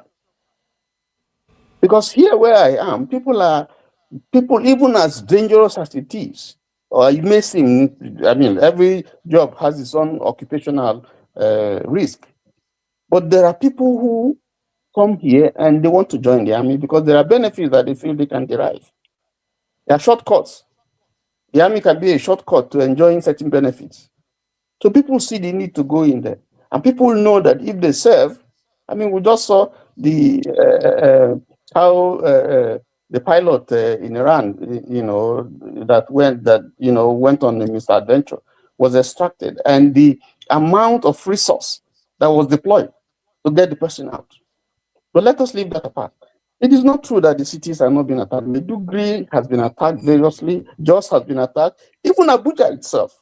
We saw the prison invaded. The prison invaded, and Boko Haram people who were in there, were released. So that's not true. The point really is not just cannot be is simplistic to reduce the problem to numbers. You are dealing with the quality of the military. You are dealing with the equipment. You are dealing with logistics. You are dealing with intel. You are dealing with so many. You are dealing with welfare. You are dealing with so many issues. You are dealing with training. There are so many issues that are embedded that is causing this problem. And just like someone said, the Nigerian army of today is not the Nigerian army of 30 years ago. It's not. Obasanjo was living with Nzogu. Nzogu is Igbo. Obasanjo is Yoruba. They were living in the same room. In fact, Obasanjo took care of Nzogu's mother until she died. That's a Yoruba man. He wrote a book on Nzogu, even at the risk to his species. And in fact, there were things that he lost because of that. But he was speaking of him as a friend, as a brother. So the army of today is not the army that we have years back. And there's a reason for that. There's a clear reason for that. So there is a need, I agree with CM, that there's a need for a retraining. There's a need for us to sit down and look at the army. And if we have to tear it down and rebuild it, we build it. It's useless to have a large army that is not active, not proactive, that cannot be mobile, that doesn't have equipment, than a small army that is extremely active, well-trained, proactive. It's better. So the issues cannot just be reduced to number. And forefathers keep saying this thing, numbers. Numbers is good, but if your numbers is hollow, you are not trained, and you have people, black sheep and black legs, and people who are not totally committed and then you don't have a policy that drives what the army should do. If you look at the total budget of Nigeria, how much is this 2026 budget? How much did we put on defense? Less than 1% for the entire, not just for the army, for defense in the country. Algeria puts about 8%. So how can you now, that less than 1%, you're going to share it amongst all the various agencies and parastatals and all that are under defense? So what the army even gets it's even far worse. So what is your priority? What's your policy? So this is a whole gamut of things that we're looking at. And when you hear military officers, serving military officers speak and tell you of some of the challenges that they have, and you hear the rank and file speak, and they're telling you of welfare problems, of issues of equipment, of corruption and all that from top to bottom, and the attitude of if an American soldier dies in a battle, they must get him out. They must get the body, whatever it's going to take. They must. In our country, we see generals killed. He just dies like nobody cares. You don't even know where the body is. Dead. I'm not even talking about someone who is alive and you don't have the coordinates. You don't have anything with which you can locate where he is and so on. And even if you have, even if you have, the attitude is not one that is best practices, globally. You can't find it. So there are issues in there. And until we begin to address those problems, we're lying to ourselves. That is the truth. I think, okay, please let me chip in this. When Nigerian military, our armed forces now, the situation is so disheartening. Before independence, for United Nations to trust Nigerian army, to say let them send troops to Congo, that was the first foreign mission Nigeria went to. I think they've been to Angola during Mutala time to help to liberate Angola. And they've been going on missions. The last one should be Ekomog. Nigeria, Tunji. How many Nigerians? Tunji Oluri, at the time it was one Nigerian commander to the other in Ekomog. So it means if it were now, was can call on Nigerian troops, can call on Nigeria to bring a commander or even to send troops. That was 1989. So when you see, that's why I'm trying to look at all these things.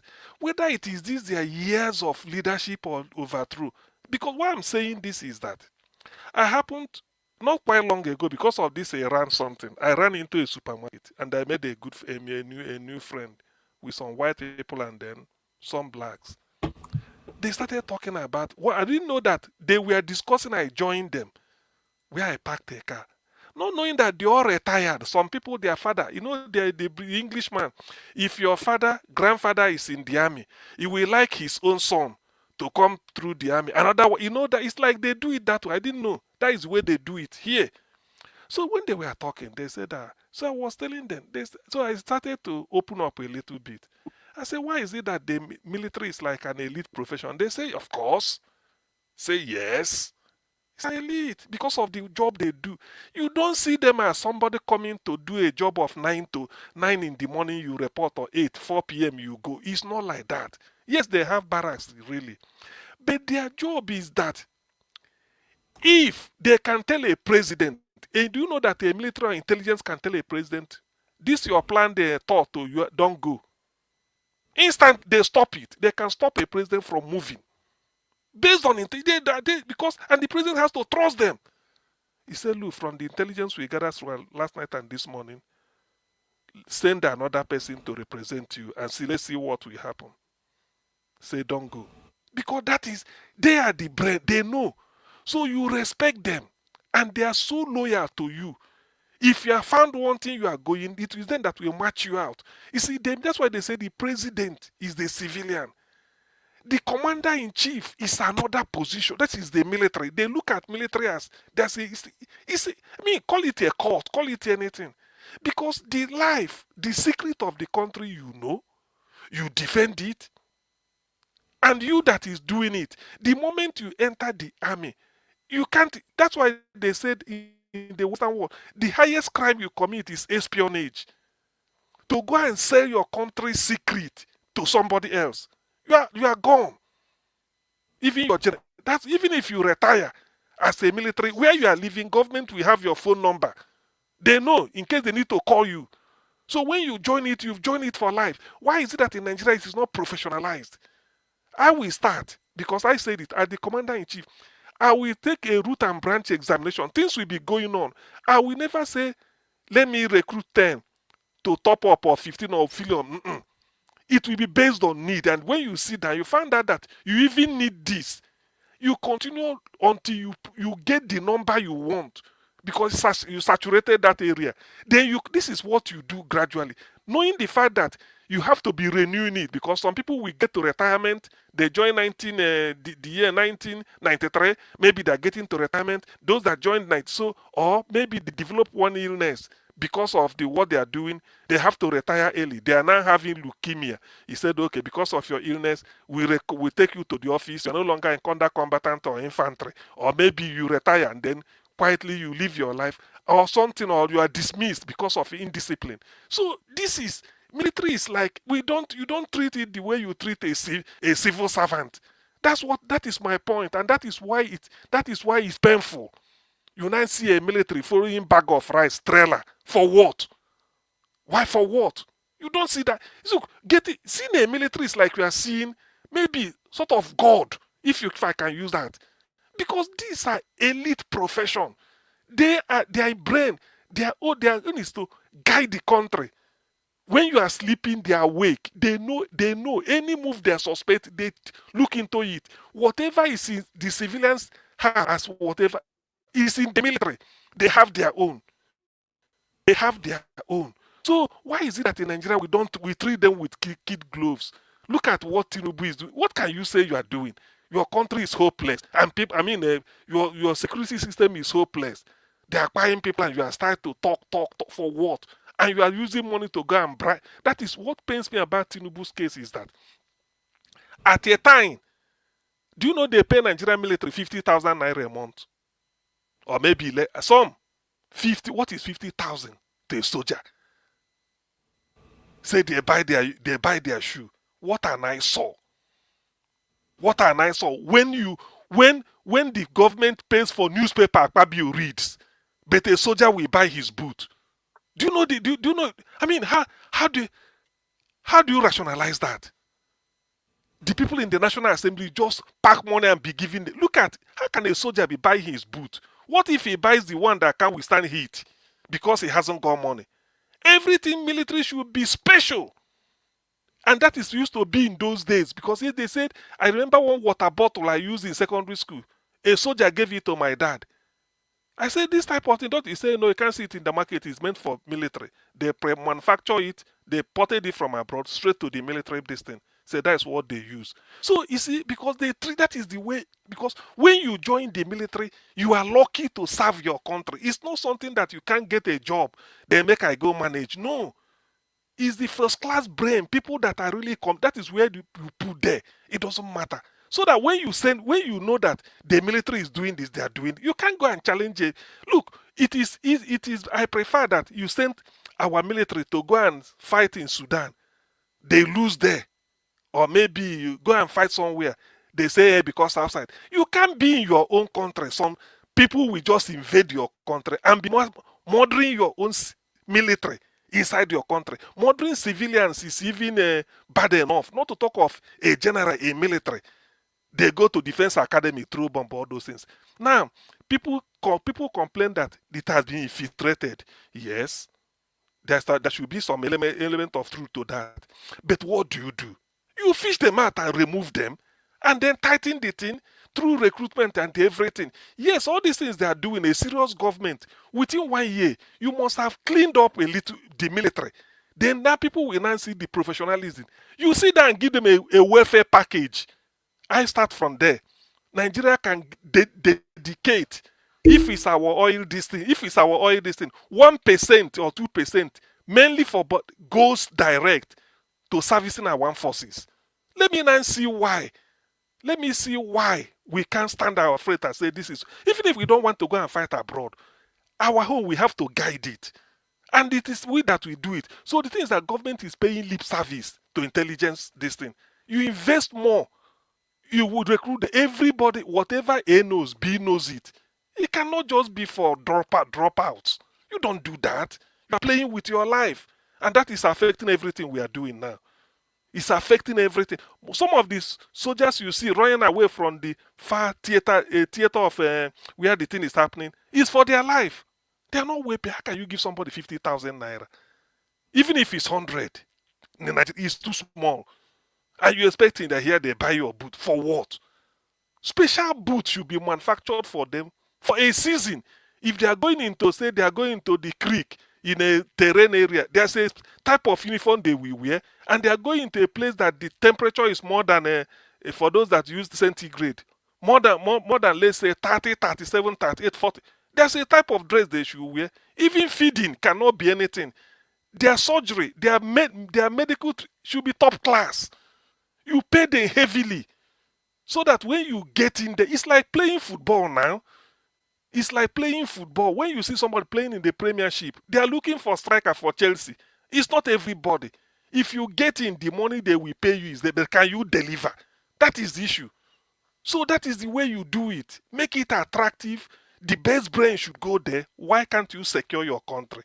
So it is not that. That's why when they are talking of all these things, then they start talking and nonsense. Say, do you know what it means? Elite profession all over the world. Elite profession. Number one profession. That's why they say the security of life and property is the number one for commander-in-chief. Every other thing can wait. Yet Nigeria is treating it with kid gloves. Look at now the case is like a holo. The president may be running from a banditry. The vice will be, all of them will be running. If you tell them they are bombing in Jos, why didn't they go over there and then set up camp or do everything? Everybody is running away from them. They've overpowered them to the extent that they are now stealing our resources, like they say they are mining in Zamfara. I mean, it's a shame now. It's a shame. A country with commander-in-chief. I'm telling you, if I'm to be, this is what I'm going to do. I sit down and say, look, this is what we want. Military should be number one profession. It will be the dream of every young man to get into the army. The benefit, the package you gain is second to none. then your brain and the ability to do the job. That is what we need. The dedication. When you go there, you've entered. You are short for life, and then you will do the job. It's a shame. Okay. All right. Thank you so much. Let me respond. Your response Yeah. and your final contribution. Yeah, like I will not stand in the way of anybody that wants to improve the welfare of soldiers. So that is not a problem. The problem I have is with people that say, don't do anything until you do this. You see, that is a logic that I find almost traitorous behavior. Why is it that you insist we should not do anything until you solve your own? I don't have any problem solving your own if you can do it instantly. If 70-something to 80% of the attacks are going on in the outskirts areas and on the roads, the reason why that is happening because they can't do it any other place. So why don't you create the same condition that you created in the urban areas, in those areas, so that you bring the attacks down? Now it's up to 80% now, to reduce the numbers to the levels that are going on in the cities.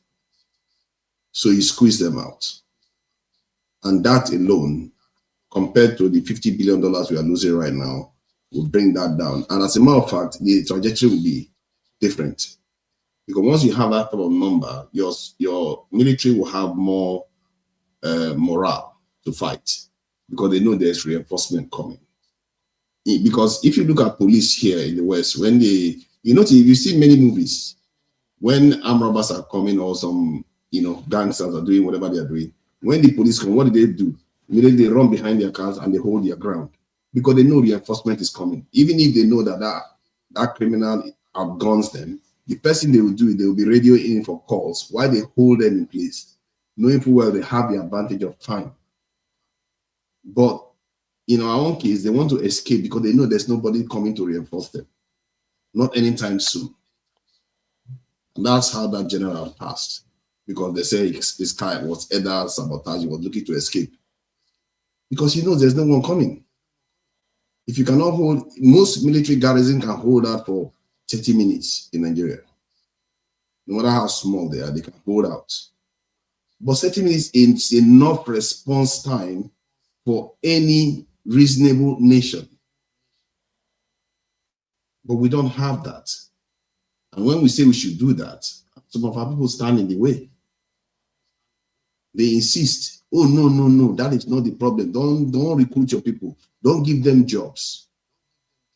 In other words, you're advocating for the same thing that is happening now to keep happening until your imaginary solution is actually brought to fruition, which it won't. Because to create that environment that your imaginary solution will come to fruition, or your solutions will come to fruition, is to at least give it room, give it positive environment, reduce the craziness that is going on in the country, and maybe many Nigerians will feel safe enough to return to Nigeria and even contribute more to the country. And about joining the military, if you say people don't like to join the military, where did they get all these ones that they are in there? Why is it that people don't want to retire? Why is it that you still have people bribing to join it? Do we even understand that? I must say, though, there is a very, very strong argument for welfare in the Nigerian military. And it surprises me as a matter of fact how much the Nigerian state don't value their military compared to the average salary in the country. It's really scary, because the Nigerian country is experiencing the country is almost as if the people in the country are saboteurs themselves. It's almost evil. You are experiencing such a problem and you don't even want to pay the people that are supposed to be responsible for solving it. Can you imagine that? It's like when there is fuel scarcity, but you don't want to pay the petrol stations, even their gouging rate that they give you so that you can get petrol to put inside your car. As a matter of fact, this is when you should pay the military a lot more, because you need their services now. But that's not what you see on the ground. When CM was talking in the earlier session, I was checking the salaries versus average salary of most nations. And it's scary because I wouldn't say it's scary, it's a little bit surprising because that's why it's good to check data. Because when you talk using data, what it does is it reflects reality more. And reflecting reality is the purpose of everything you do. Because if you don't want to reflect reality, the danger is that you're just going to be doing wrong things all the time. So, like Russia now emerges to be the country that pays the soldiers the most compared to the average salary. Not America, not the UK, Russia. That is a crazy country. Pays the salary, its soldiers more. I guess they are dying for the country. That's why we are very, very willing to die for the country. There's an argument there. But I think Russians are just a blood for self-sacrifice. They are ready to fight for their country no matter what. So my argument is that why do we do this thing where we know full well the Nigerians on the ground can do the job? We know full well, no matter how corrupt they are, no matter how compromised they are, because they're also compromised in the cities.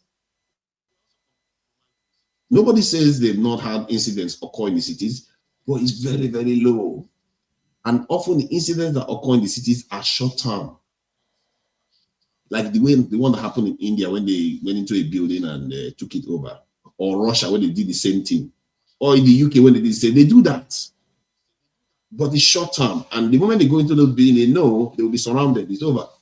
They are not going anywhere anymore. Either they give up the hostages or some one way or the other, there will be a kind of a military operation to go and release the hostages and neutralize the terrorists. That is the situation. I can't believe I'm about to say this. That's the situation we should be heading towards. Because when you start seeing that, what it is signaling to you is that your response time has improved. You've not given them enough time to just live like lords. And the ridiculous situation whereby they even come back and take levies. They have to pay them tax to take over, to look after territories of Nigeria. That is the ridiculous situation we've gotten ourselves, because our own people will sit here and tell us that don't recruit people. Oh, don't talk about numbers. Don't talk about numbers. Don't talk about numbers. Are you not ashamed that terrorists that barely can even read? Some of these users, some of these terrorists that can barely read and they are working with sandals are collecting tax from your citizens. But you're okay in foreign country serving them and wishing that on your own people. And when you call police right now, they will show up to your door within 10 minutes. It's okay for you. I feel sorry for those women that just suffer at night when these people show up. They take their children and they set them alight. And we are all here saying, let's wait until we get the perfect military.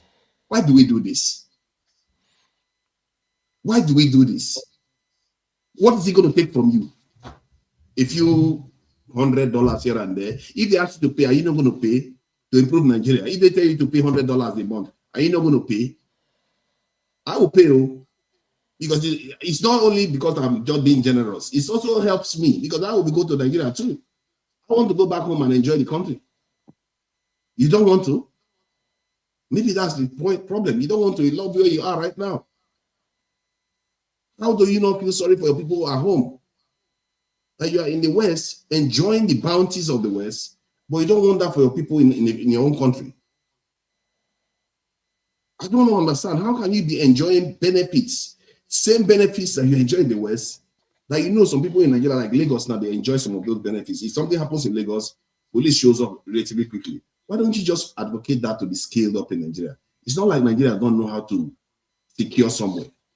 CM made a case here that Nigerian officials, military went to this in the DRC, and they've been to so many countries. So many countries, and they distinguish themselves. Yes, exactly. ECOMOG. If not Nigeria, they wouldn't have. Charles Taylor and Liberia wouldn't have ended. It's Nigerian troops that went there. Exactly, that's my point. What you need is, so we already have the core. What you need is to scale it up. The idea that you have to break the entire thing down to start all over again. They can do it now. Our soldiers are still just as professional. They train the Somali police. You know that Nigerian police went to Somalia to train their police through the UN, like you said, just recently. Nigerians are doing things all over Africa as we speak right now. Nigerian military are doing that. They've not stopped. So we have the core already. That's like I said, you have to scale it up because you are not spirit. Jesus Christ. Why is that? What does America need 2 million soldiers? In fact, what I will advocate is, you see, the pay for a soldier, whether you triple for, I mean, it can be, wait, if you pay the least soldier in the armed forces, let's say because of Nigerian situation, maybe 300,000, the least, let's say 400,000, the least paid, which is still managing, the least, you start from there. I don't look at military as a civil servant that you are doing government. No, your job is 24 hours because you can be called up on a Sunday in the night. Like you can be say, look, we summon you, you come. They say, look, we are moving. Because as somebody told me as a military, you are ready. You can be deployed any minute to anywhere based on if they need you. So such a job, they should be well rewarded, well trained. In fact, their welfare should be top notch. That is where I'm starting. I won't compromise it. I won't. If there's a percentage that Nigeria gets from revenue, you can decide the way they say from source. Say this one goes to our armed forces, separate budget, separate salary scale, anything. They are elite, and they should know it so that dedication that we expect from them, it's like it's like they are walking on air because they know that they are valued. Hold on. We need to go now. We need to go. Just give me 1 minute, and then I won't take long. You know, in my family, I have 2 people in the military here, 2. So I'm fairly familiar with what goes on there, and the benefits that they enjoy. Okay, if Boko Haram would have the audacity, because we have to reverse this argument, to go to military barracks, because these numbers that forefathers keep talking about, if they can go to a military barrack, not once, not twice, if they can go there and attack the military and inflict serious... That is an insider job. You should know that. There's nothing like an insider. It's like a betrayal. Job. Hold on. He's making an argument for my case, and he doesn't even know it. Let me finish. I'm not making an argument. It's not numbers. You will find out. It's not numbers. You see, I don't know why you are holding to. You see, sometimes I don't like to do this argument because for me it's a no. The points are very, very clear about the problems that we have in the military. It's very, very clear. Because as a young person, when I was in Nigeria, as a young man, I never saw until the Biafran troops crossed over the Midwest. I'd never seen a soldier. Never. Because you don't see them. So the point is that if you have, there are issues that we have to address. Nobody is saying that we don't need to recruit in the police or recruit, but if you know that you have a shortfall, for instance, and you are sending them to go and to roadblocks, you are sending them to go and do things that have to absolutely nothing to do with external, the defense of your country, external threats. You are sending them to do things that belong to the internal affairs, where the police and all the other paramilitary agencies are supposed to do. Then there's something wrong with you. So if you are putting this thing on soldiers on the street, you don't have any problem. Even if you have 1 million Nigerian troops, you recruit them, you have that kind of number, and you put them, if it's possible to put them in every city, every town, every village, and so on and so forth. If you have them operate the way they are operating now, it's going to be worse. And we have to address that situation. Let us not, all this beating about the bush that we're talking about, for me, it's nonsense. It's nonsense because we know if your people don't want to join the military, There's a reason. You have to ask yourself why. They're already joining the military just because They are not. your colonizer doesn't mean your people are not serving. They are there. Can you get out and stop talking that nonsense?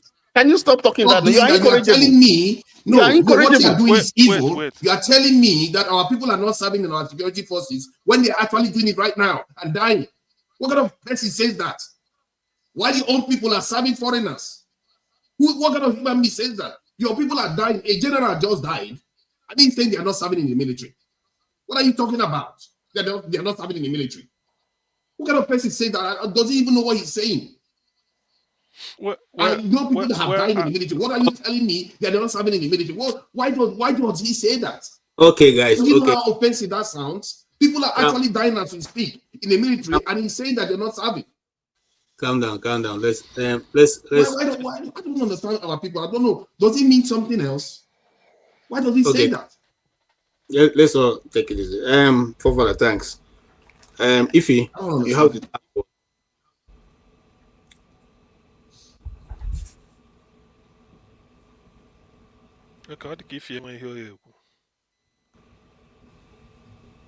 If you can hear me, you are unmute yourself. What does that guy mean that I crossed the line?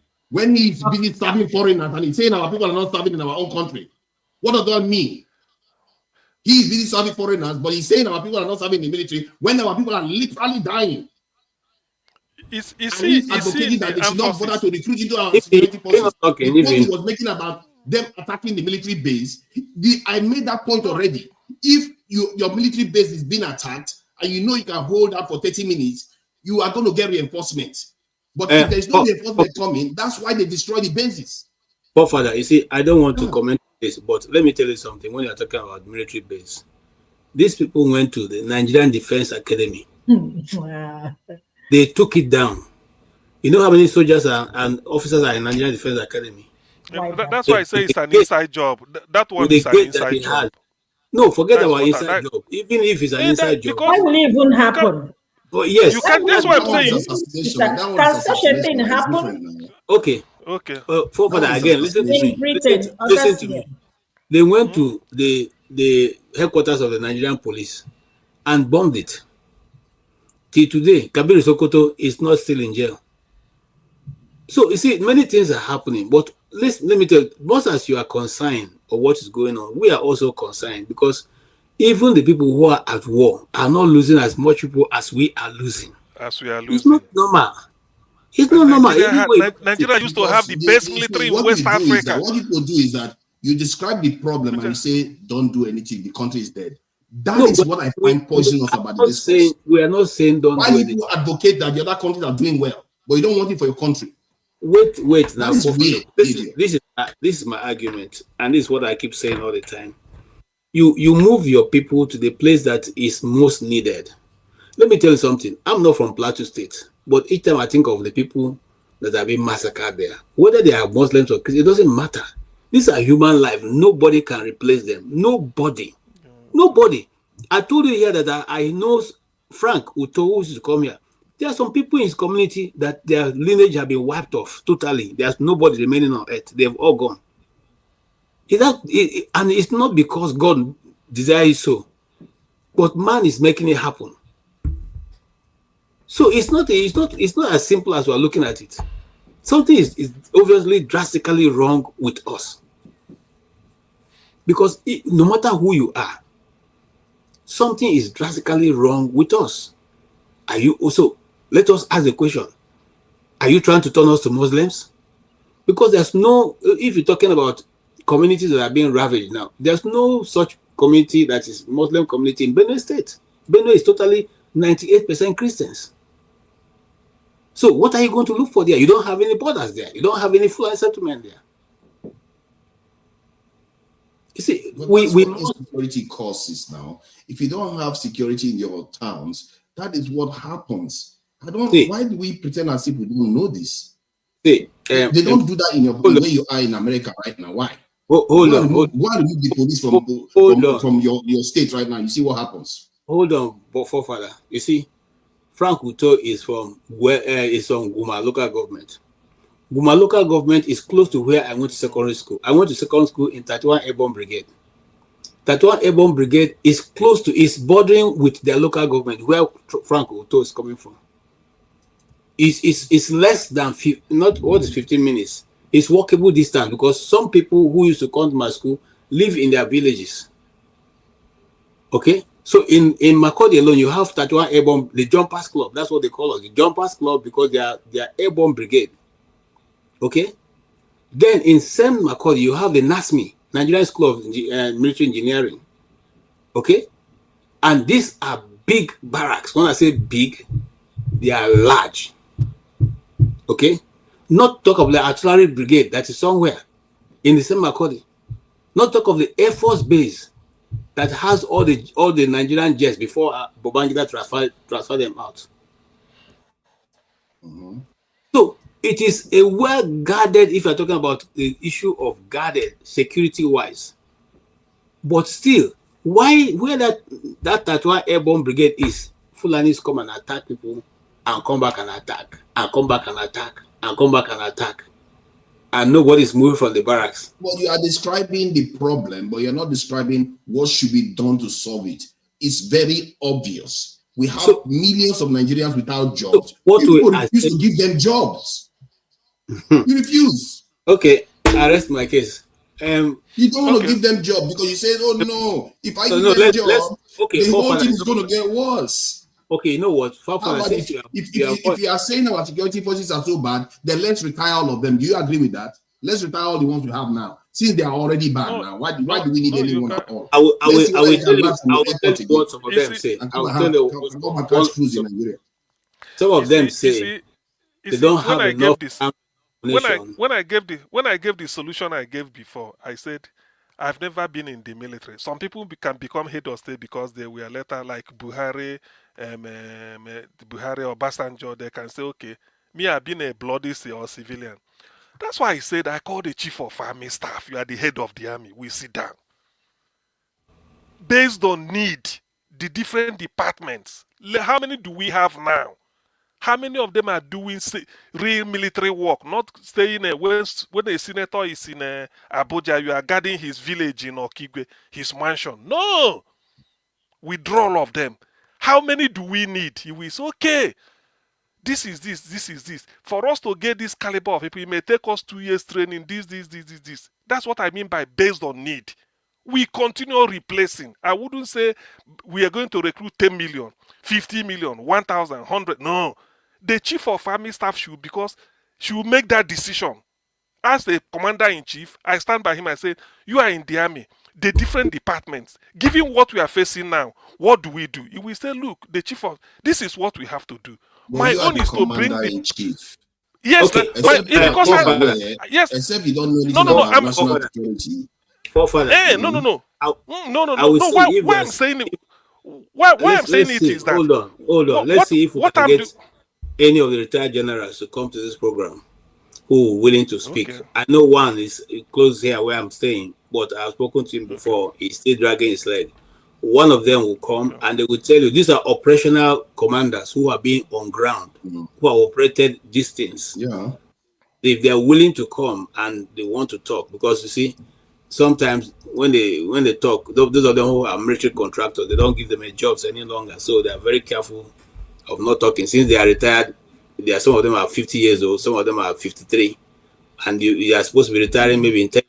They're retired quickly, and now they don't have work to do. So they have to find a way to survive. Anyway, let's leave it at that. And now Omoyere, comrade, Omorui. These guys come here to pause a fight. We still don't know his name. Brother, no verse. You see, all this my life when they talk, the only places I didn't live are the places where I went to marry. I never lived in Delta, but my wife is Delta. Hey. I never lived in Yoruba land, but my wife speaks Yoruba. But all the same, the place I speak, don't be there. I can't go marry. That's all this world be. You can plan. God will do everything. All right, please go ahead.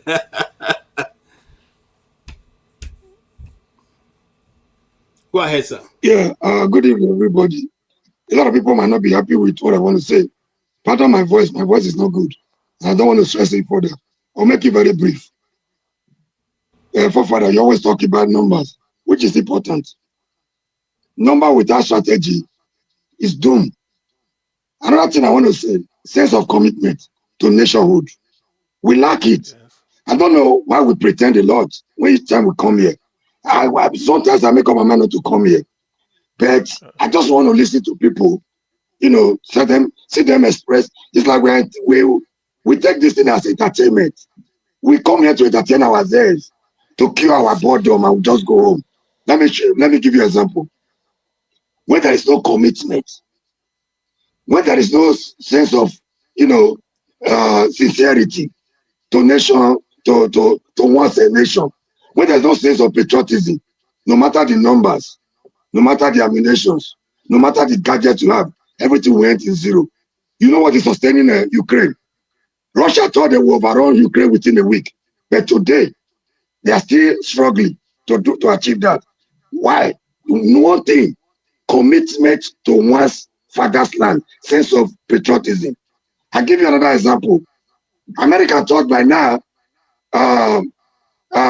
what was it called? Will be over, but they are still struggling. Why are we talking like this? The same people that will come here every day to tell you Nigeria is not worth dying for. Now they are talking as if given the opportunity, they will do magic, they will do wonders. Why are we talking from both sides of our mouth? If you are not committed to a cause, you will have every reason to say it's not going to work. If you are committed to a cause, you're ready to die for what you stand for. Solutions will come. There will be 1 billion solution. Why are we pretending? Why are we this hypocritical? This is the same approach we adopt in our politics. We have brought it to our security. We are a bunch of jokers with this kind of attitude, selfish interest, biasness against nationhood. Everybody is looking for what to get from Nigeria, not what to contribute. Those that are gathering opposition right now, they are doing so with the hope that it will favor them. If it doesn't favor them, let me even shock you. If you give a Nigerian a bomb and you give a foreigner a bomb, the first person to strike will be a Nigeria. We are jokers with this kind of attitude. Let's keep talking here when Nigeria is going down the drain. And that's my case. Good night, everybody. We are joking. Omoru, you don't go. Omoru, let me ask you the question. I think I would disagree with your moral. Omoru, you don't go yet. You are the commander in chief now. How do you rescue Nigeria? Because it's your solution we want now. You are the commander in chief. That's a hypothetical question. I'm not I was never prepared. Those are prepared to say, hypocritical. You prepare, you ask of somebody's party. Somebody's telling you, if I don't give you security. Give us the strategy. Somebody's telling you, if I don't give you security, if I don't give you light, don't vote for me. This is the end of 4 years. He's not talking about light. He's telling you, I'll give you light. People are still gathering now. The same people you are gathering now in ADC. In NDC that are becoming your political bride today. You will tell people along with Buhari. Let's talk about what is happening. You ask me a question, can you let me lie? Can you let me lie? The same people that cause this happen. This is not about Buhari. What? Boys, You can't let me talk. You can't let me talk. Because this is not what you want to hear. We get every day. Somebody here talking.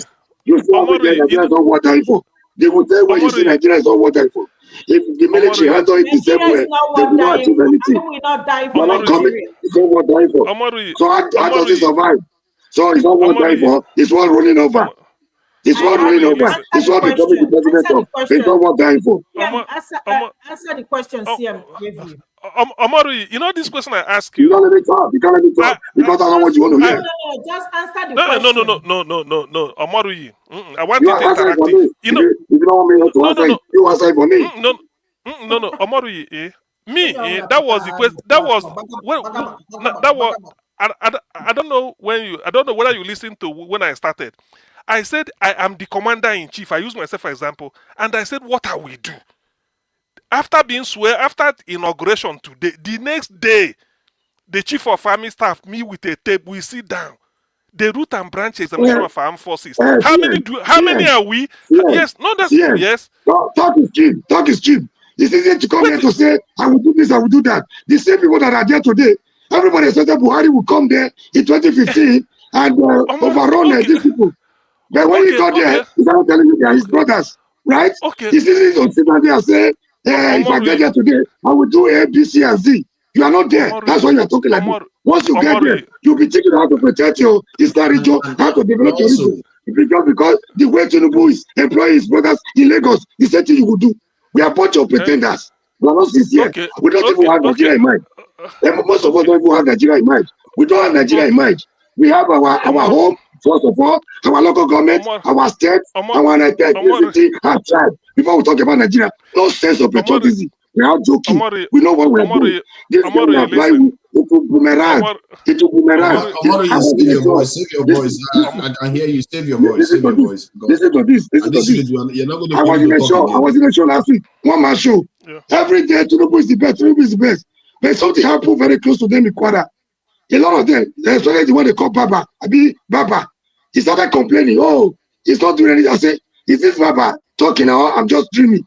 This is Baba, is this the same you talking? You know why he was complaining? Because it was getting close. Either it's from Kwara or probably getting close to Yoruba land. He started complaining. He knew Tinubu wasn't performing. This is the kind of game all of us are playing.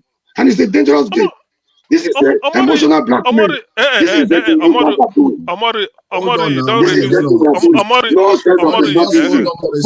reduce. We are pretending. Drink water. Amari, drink water. Take water first. Amari, drink water. Let me die if I die. I've died long time ago. Let me die. You know what? He's a soldier. He said Amari, either we wake up and confront what is confronting us, or let's continue to pretend. International will not going to help you. America will not going to help you. What is it you can do? I think everybody. Hey, my friend here. I respect you a lot. Now, we are together on one side. I like what you did in Edo. I like the politics you played in Edo. But let me shock you today. You might not be happy with this. Head of finance that was a bandit, a terrorist sponsor, Malami that would work under Buhari to kill everybody that call Boko Harams, their brothers, their sisters. Now, he's the one you are warming up for because in opposition. You think it will favor you. We are joking. Head of finance is not your friend. Malami is not your friend. We cannot continue the way we are going. We are pretending. All right, Omoyere, you have done well. I think you have made your point. But CM, that point you are making, CM, about calling, please, give me a breakdown of what CM, KJ, about what CM, because he repeated it multiple times. When you call your generals or chief, this in the defense staff, or anybody to give you a briefing, you have to have an idea too, as a commander in chief. Especially Nigeria is going through. Otherwise, people that are there, they may give you the same advice that they gave the others. And then you still end up in the same place. Okay, I wanted to stop this show by 3 o'clock, after 3 hours, but now we're getting to 4 hours. I don't want that. If you can make your final input. Thank you. So it's very interesting. You know, everybody just threw in our stuff right there, up and down. If y'all don't call opposition, the question I keep asking people is opposition, are they in power? Opposition, they are not the people in power. APC has been in power for how many years? When Tinubu before he came to power, when they went to Chatterham, this thing, and they were asking me how he's gonna, tackle insecurity. He passed the questions around. And that's what we are seeing today. So nobody's surprised. I will say it again, I will not eye for Nigeria. I will not. I say it and I have no reservation. Most of these people. Can I ask you a question? Can I ask you one brief question? No, would you die for your tribe? It's a simple question. Would you die for your tribe? No, which tribe? No, I'm not dying for anybody. I'm not dying for anybody. What I'm trying to say, this is my point. No, you're not going to die for anybody, seriously? I'm not dying for anybody. I'm not dying in terms of military. If you are telling me that, if you're asking me that, I will tell you the same thing. You live in a country that works, right? I'm sure somebody researched how much the people are serving in America and British, how much they're being paid. People want to be in the army here. People want to be. initially when I came to this country, I wanted to join the army. It was my friend that discouraged me. Do you know how much these people make? It's not about the money, but the government value the life of these people. When I was working at, I heard when you people were talking about one of the pilots that ejected, and the Americans, they have to spend so much money, to find this guy. Will it happen in Nigeria? A whole brigadier general died in Nigeria. I don't think our president even made a statement about it. How can you even say that? How can you justify that? So if somebody like that can buy and nothing was said, is it me? How did we get to this point?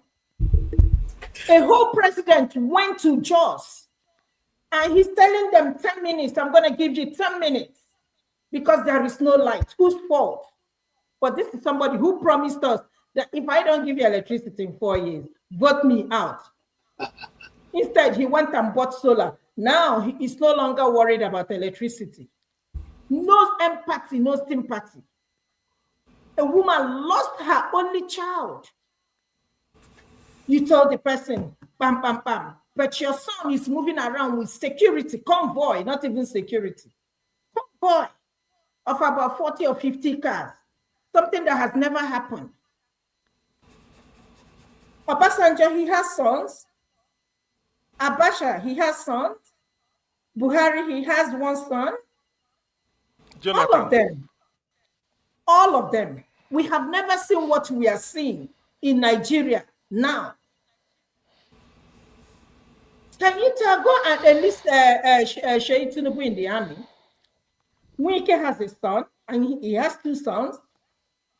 All of them, they have children. They have male children. Send them to go and join the army. So is it my life that's worth dying for in the country? To be fair, I hear your argument. Your argument is quite valid. I said it the other day. If anybody chooses not to want to put their child in the military as it is right now, I wouldn't blame them. The reason why is not because I don't think it's a good idea to join the military. It's because the way the military is configured right now, they are not designed to succeed. They are designed to, like you said, the general dies and nothing happens. Remember ECOMOG? I think when I was working I heard somebody say the military we have now is not the military of 30 years ago. Do you know they used to respect us? I remember when I was trying to get into secondary school, everybody, all of us were fighting to get to Army Secondary School. Then everybody was fighting so hard to get to Army Secondary School. Do you know what it means then? Now, who give a shit about it? Nigerians are suffering, you'll be surprised. Some of them are driving Okada. If you give them a opportunity to go to the military, they will take you to. When I went home, I remember one of the guys that drove me in the keke. He's a graduate. He said, "This is what I do to support my mother." It's not that there is anything wrong with that, but just tell me what is the future of that guy in that country. One thing I keep saying, one thing I love about Nigerians, they are the most hardworking people in the whole world. They're not even asking for too much. The easiest thing they are asking you is security, electricity. Why is it so difficult to do? Tinubu was in a hurry to go because he has other engagement, meaning that he doesn't even care. He's just there to fulfill all righteousness because Nigerians drag him. He was dragged to come to Jos. He didn't even find it in his heart to go to their house because he's afraid of dying. He's afraid that anything can happen. Instead, he invited these people to the airport and lined them just to shake their hand, and that's it. The salary they pay Nigerian soldiers. How many thousand lives? What happened? Another massacre happened in Jos. What are we even talking about? But the point I made that to lay my life for the military should be well remunerated. The country here we are. I see my military patients. You see, I take pride in taking care of them. When I mean pride, I take pride in, if there is anything I can do for them, I do extraordinary for them. I give them more attention, more than any other patient. Yes. Because when so if you're in Nigeria, will you not? No, let me ask you: if you're in Nigeria, will you not give that to Nigerian military? What they have seen in the war. Come on. But hold on. If you're in Nigeria now, you're serving Nigerian soldiers, you will not give them your best. No, that's not what I'm saying. But what I'm trying to say is this: the country where I live now, right? They value human life. If I carry American passport and if anything happens, America will come and defend me. They will find me. But Nigeria passport is not going to do that for you. I cherish these people because I know the sacrifice they make in protecting this country. If anything happens to you and you carry Nigerian passport, will anybody give a F about you? You won't even hear them. There are many American soldiers that are buried in Vietnam, you know, some of them that have never made it back. At least they were recognized. They come for you all the time. At least they were recognized. They value human life. Their families were compensated. A lot of people. I may be uncomfortable with us spending so much energy praising foreign countries. Okay, if you want to go by that standard, it's just that listen. It's not about praising them forefathers. Let us be honest. Okay, let us be honest. We don't have good leaders. And this, I hate when people come here and talk about opposition this, opposition that, Obi this, Obi that. Obi is not in power. Opposition people are not in power. We have this government in power and they still want to continue. This is what we are getting. When Tinubu took office, everybody was shocked. We were so disappointed. At some point, we were like, okay, let us give him benefit of doubt, see what he can do. Guess what? Here we are. On the first day he was sworn in, that was when our problem started. Yeah, so, and our problem have to end now. Up until now, and it will continue if he reach himself to 2027, because that is everybody should sleep. Everybody, I want to. I think our Nigerian military are actually doing a good job, given what they are working with. They are doing a good job. What? People don't get that. Why can't they pay? Why can't they pay our military? Why can't they pay them very well? I'm particular about pay. Why can't we pay? They need to pay them more for sure. They are paying them very, very badly, and they don't even value them as much. Did you guys see the guy that was expelled from the army? That gave an interview. That came to Honest Bunch and gave an interview. Yes.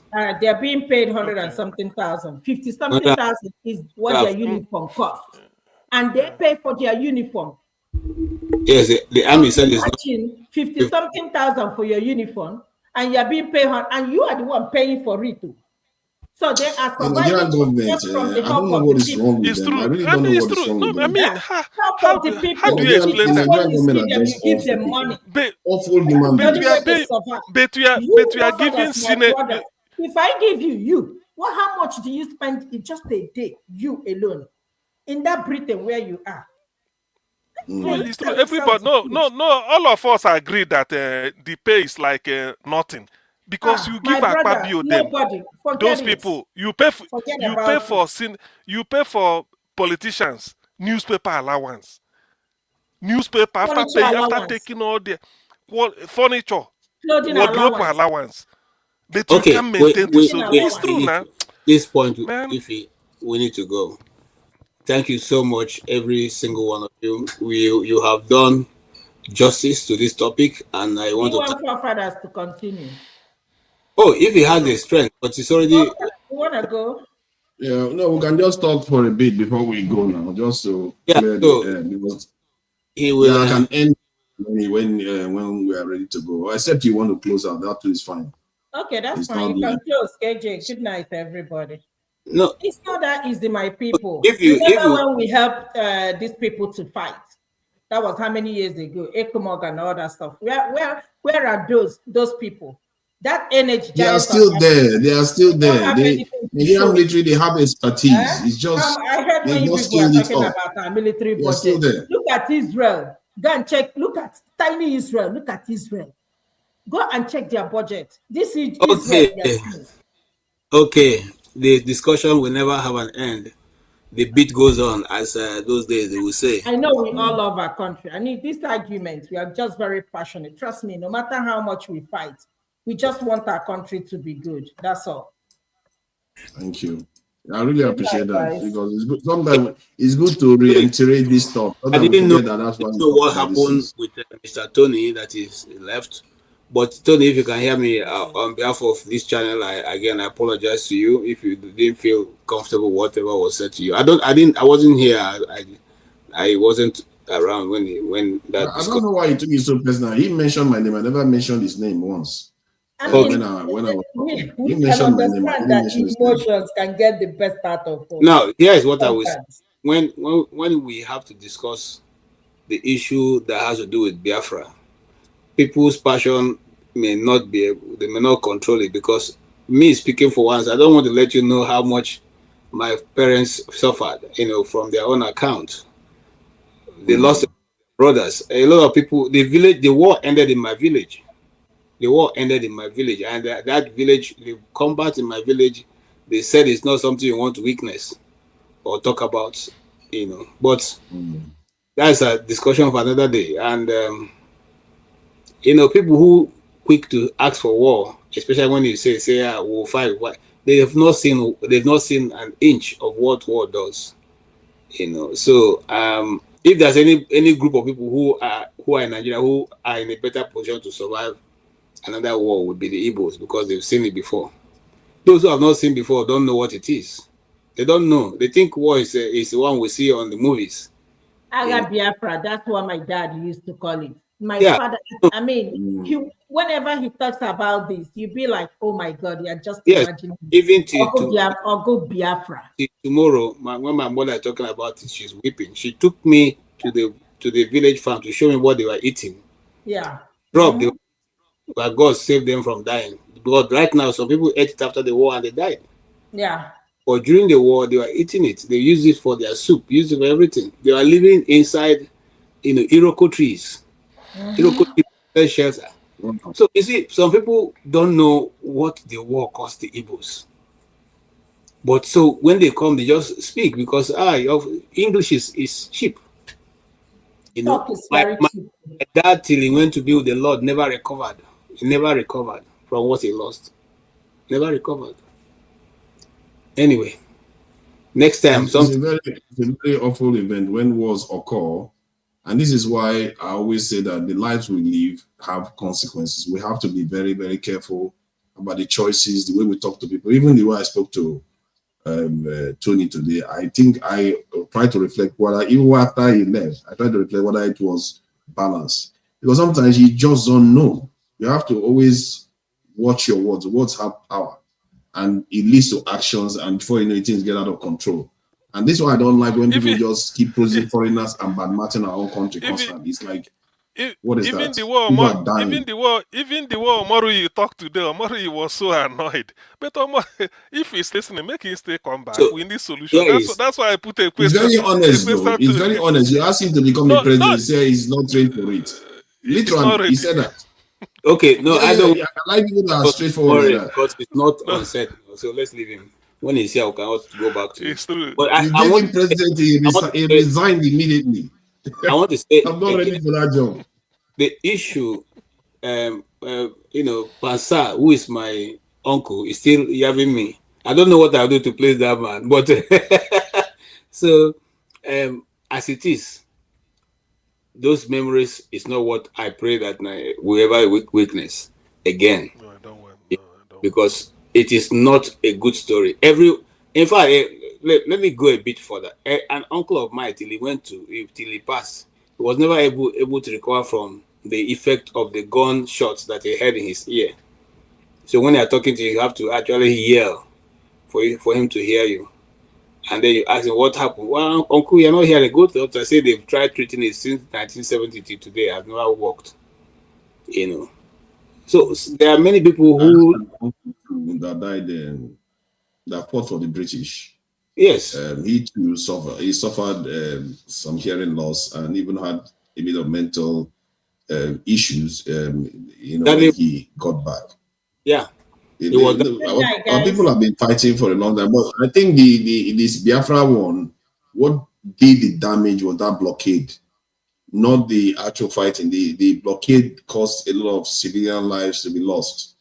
and No. that is an evil thing to do, because if you block food from going to an area, supplies to go in, that is diabolical, and it's not just the soldiers. Okay, from my account, and I don't want to spill the beans, but from my account, from what I'm trying to gather, the blockade only brought out more death to the children. And that's the worst one. Their friends were virtually fighting.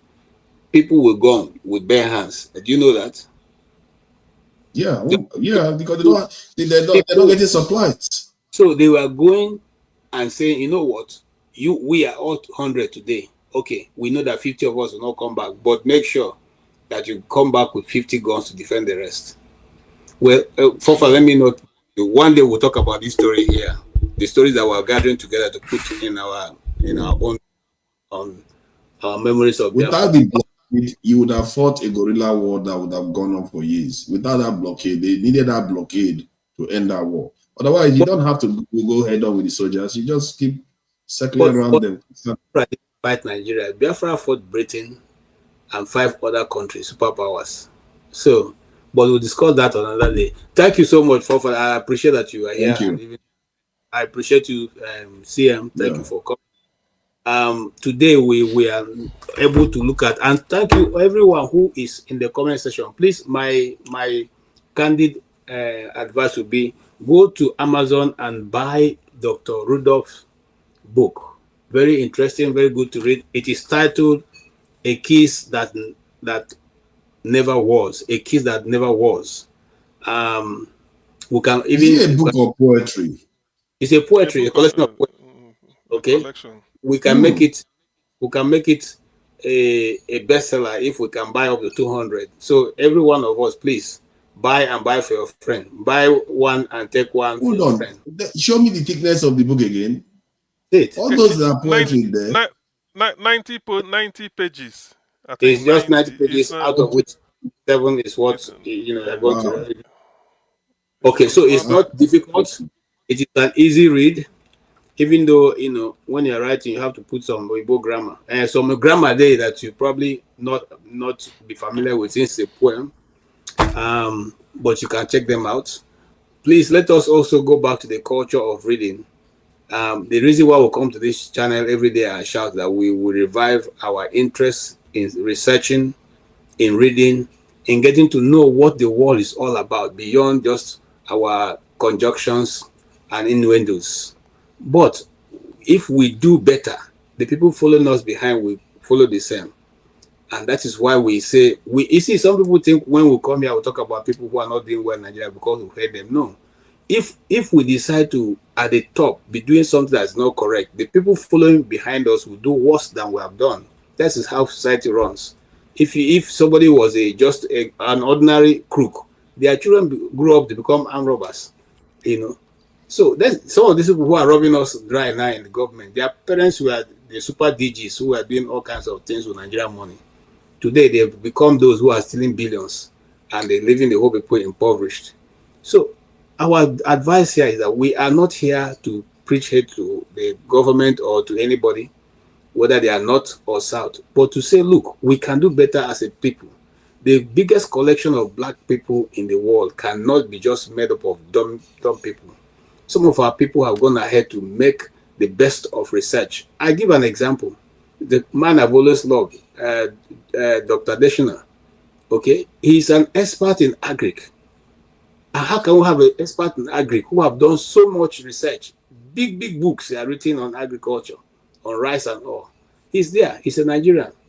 And yet we are suffering from things, simple advice that you can give. Simple advice. We have, the likes of Ngozi Konjo-Iweala. Okay? These are people who have also proven their, who they are.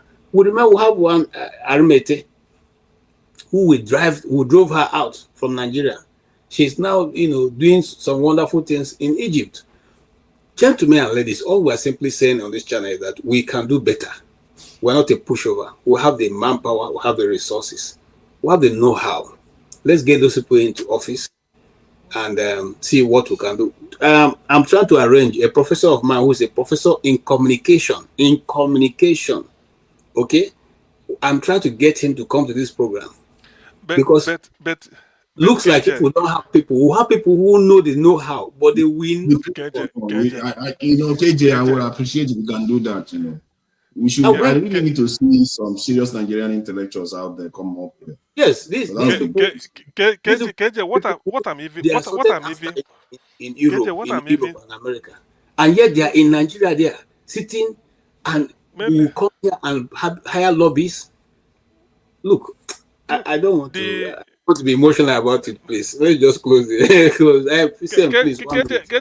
Here it's like mainly journalists and the art people. What we need is all these Nigerian high-tech people in the tech making waves. Can't people be able to get hold of one or two or bring them here? Because what we want is, this year should be, when they are talking, I know people listen, take science, bring them, particularly those abroad, say, give us 20% of what you are giving Oyibo. Can't you transfer it to Nigeria? Then they can sort of, by that conversation, you find they may bring up some impediments or what and what. At least that is part of it. All the time, I really need, because Nigerians are into tech so much, and they are making it abroad. I've had somebody told me, say a lot of Nigerians are in high-tech companies. Competing with Indians. Nigerians are not competing with Indians. They are the people competing with Indians. Yes, we just need a little bit. Tell us, they're only afraid of Nigerians in tech. You see? We thought, let me even go further. We thought that Nigeria was going to be the hub for Africa. For African tech and backbone, whatever. We fell. We let Kenya take over that because of Kenya. No, I think Nigeria is still ahead of Kenya actually. Maybe temporarily. Nigeria is still ahead of Kenya. Kenya is trying. Is it not South Africa or Rwanda? But majority of people who are bringing tech into Africa are not coming to Nigeria. They're going to Kenya. Yeah, see, when it comes to African tech, even when Nigeria is limping along, we are still better off than many of these countries. It's that of scale. Okay, you guys what is? Yeah, I know that. That's why I'm saying it. And but if you compare it to the world, I think that's where we should be. We shouldn't be competing in Africa. We should be competing with the world, because that's where we need to actually make progress. Some other some other. No, we are better than them. I can assure you, we are better than them. Great. Even South Africa is struggling to catch up with our own tech sector. South Africa's stock market is higher, way higher. South Africa is a richer country, but in terms of tech, fintech and all the other, modern technology, IoT and all those things, Nigeria seems to be getting ahead of them, because we scale up very easily now. We have millions of people that will buy our products, especially in Lagos. So that is why Nigeria seems to be very much. But that's going to be a debate for another day. Let us go. So thank you so much, everybody, and all of you who have in the comment section. Dan Isaiah 558. Thank you. You were one of the first person who came, and you're still here. Even when you said you were going to leave, but you didn't still leave, you were here. Thank you so much. Boom Boom Ray, my bros. We may not be agreeing, but no wahala, your side. I your side. Thank you, all of you. CJ Okkonkwo, thank you so much. And every dumb person, even though they not give us any money today to drink tea, but it's okay. Thank you very much. OBNO. Thank you so much. Pansa, thank you for being here. Thank you, all of you, all the people have, TY Danjuma, thank you so much. Thank you. Yeah, that's my brother Tony. Thank you so much. You all contributed to making the program a big success today, and we really appreciate you. CM, I know, looking at my time, is almost after 9. That means it's about 3 o'clock your time, or after 3. Yes, thank you. After 2, thank you for staying up, just to give us your own input here. Really appreciate your contributions every time you come. You can never, if anybody listening to you, we always have something to go home with, except the person don't like to learn. See, And see, KJ, somebody on the chat said they will answer the question I asked Omori. Okay. Thank you so much for wanting to answer that question. It was. I think I enjoyed the discussion, especially the fact that we now know that Rudolf is not only just another journalist out there. He's also a book writer and of a caliber that we all will love to be, which is high caliber writer. Let's get his books. This is not the only one. He has other ones. He has this American Life Self, and then they have one other one. I've read that one. I've read that American Life. Letter of the President Donald Trump. Yes. So there are many other writings he has. Please look up, buy it. Let's patronize him. Let's get him to be a bestseller. We can do it on this channel. We're more than 80,000 people strong. Thank you so much. On that faithful note, I'll say, may God take you through the next week and guide you and keep you, and all that you do, you will see success. In Jesus' name. Amen. On that faithful note, my name is KJ, and we leave you now. Have a good night.